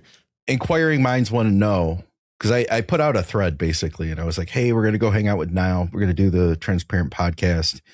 What do you guys want to ask him? And the most pressing question we have is Tren or Ment? There was multiple questions. That was one. Yeah, well, that's one of them. Oh, okay, Yeah. okay. So what's your answer to that? Do you have any experience with mint? No, I don't have any experience with mint.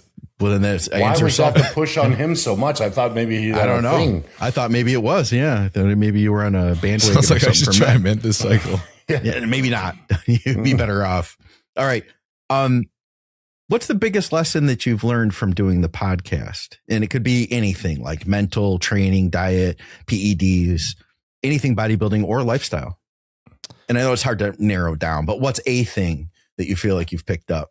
Don't rave a day before the podcast. That's very key. I can see What did that. you do yesterday? Raved. Was there any of this? That actually answers my next question, which was, has he taken Kuba's advice and calmed down the partying? The dog timing was The dog does not think he did. The dog's like, And no. we're done. And we're Dog's done. like, no, he hasn't. You got a lot of steps in. That was all Oh, I got God. for you. Those enough. Yeah, fire. That was phenomenal. Getting all my steps in.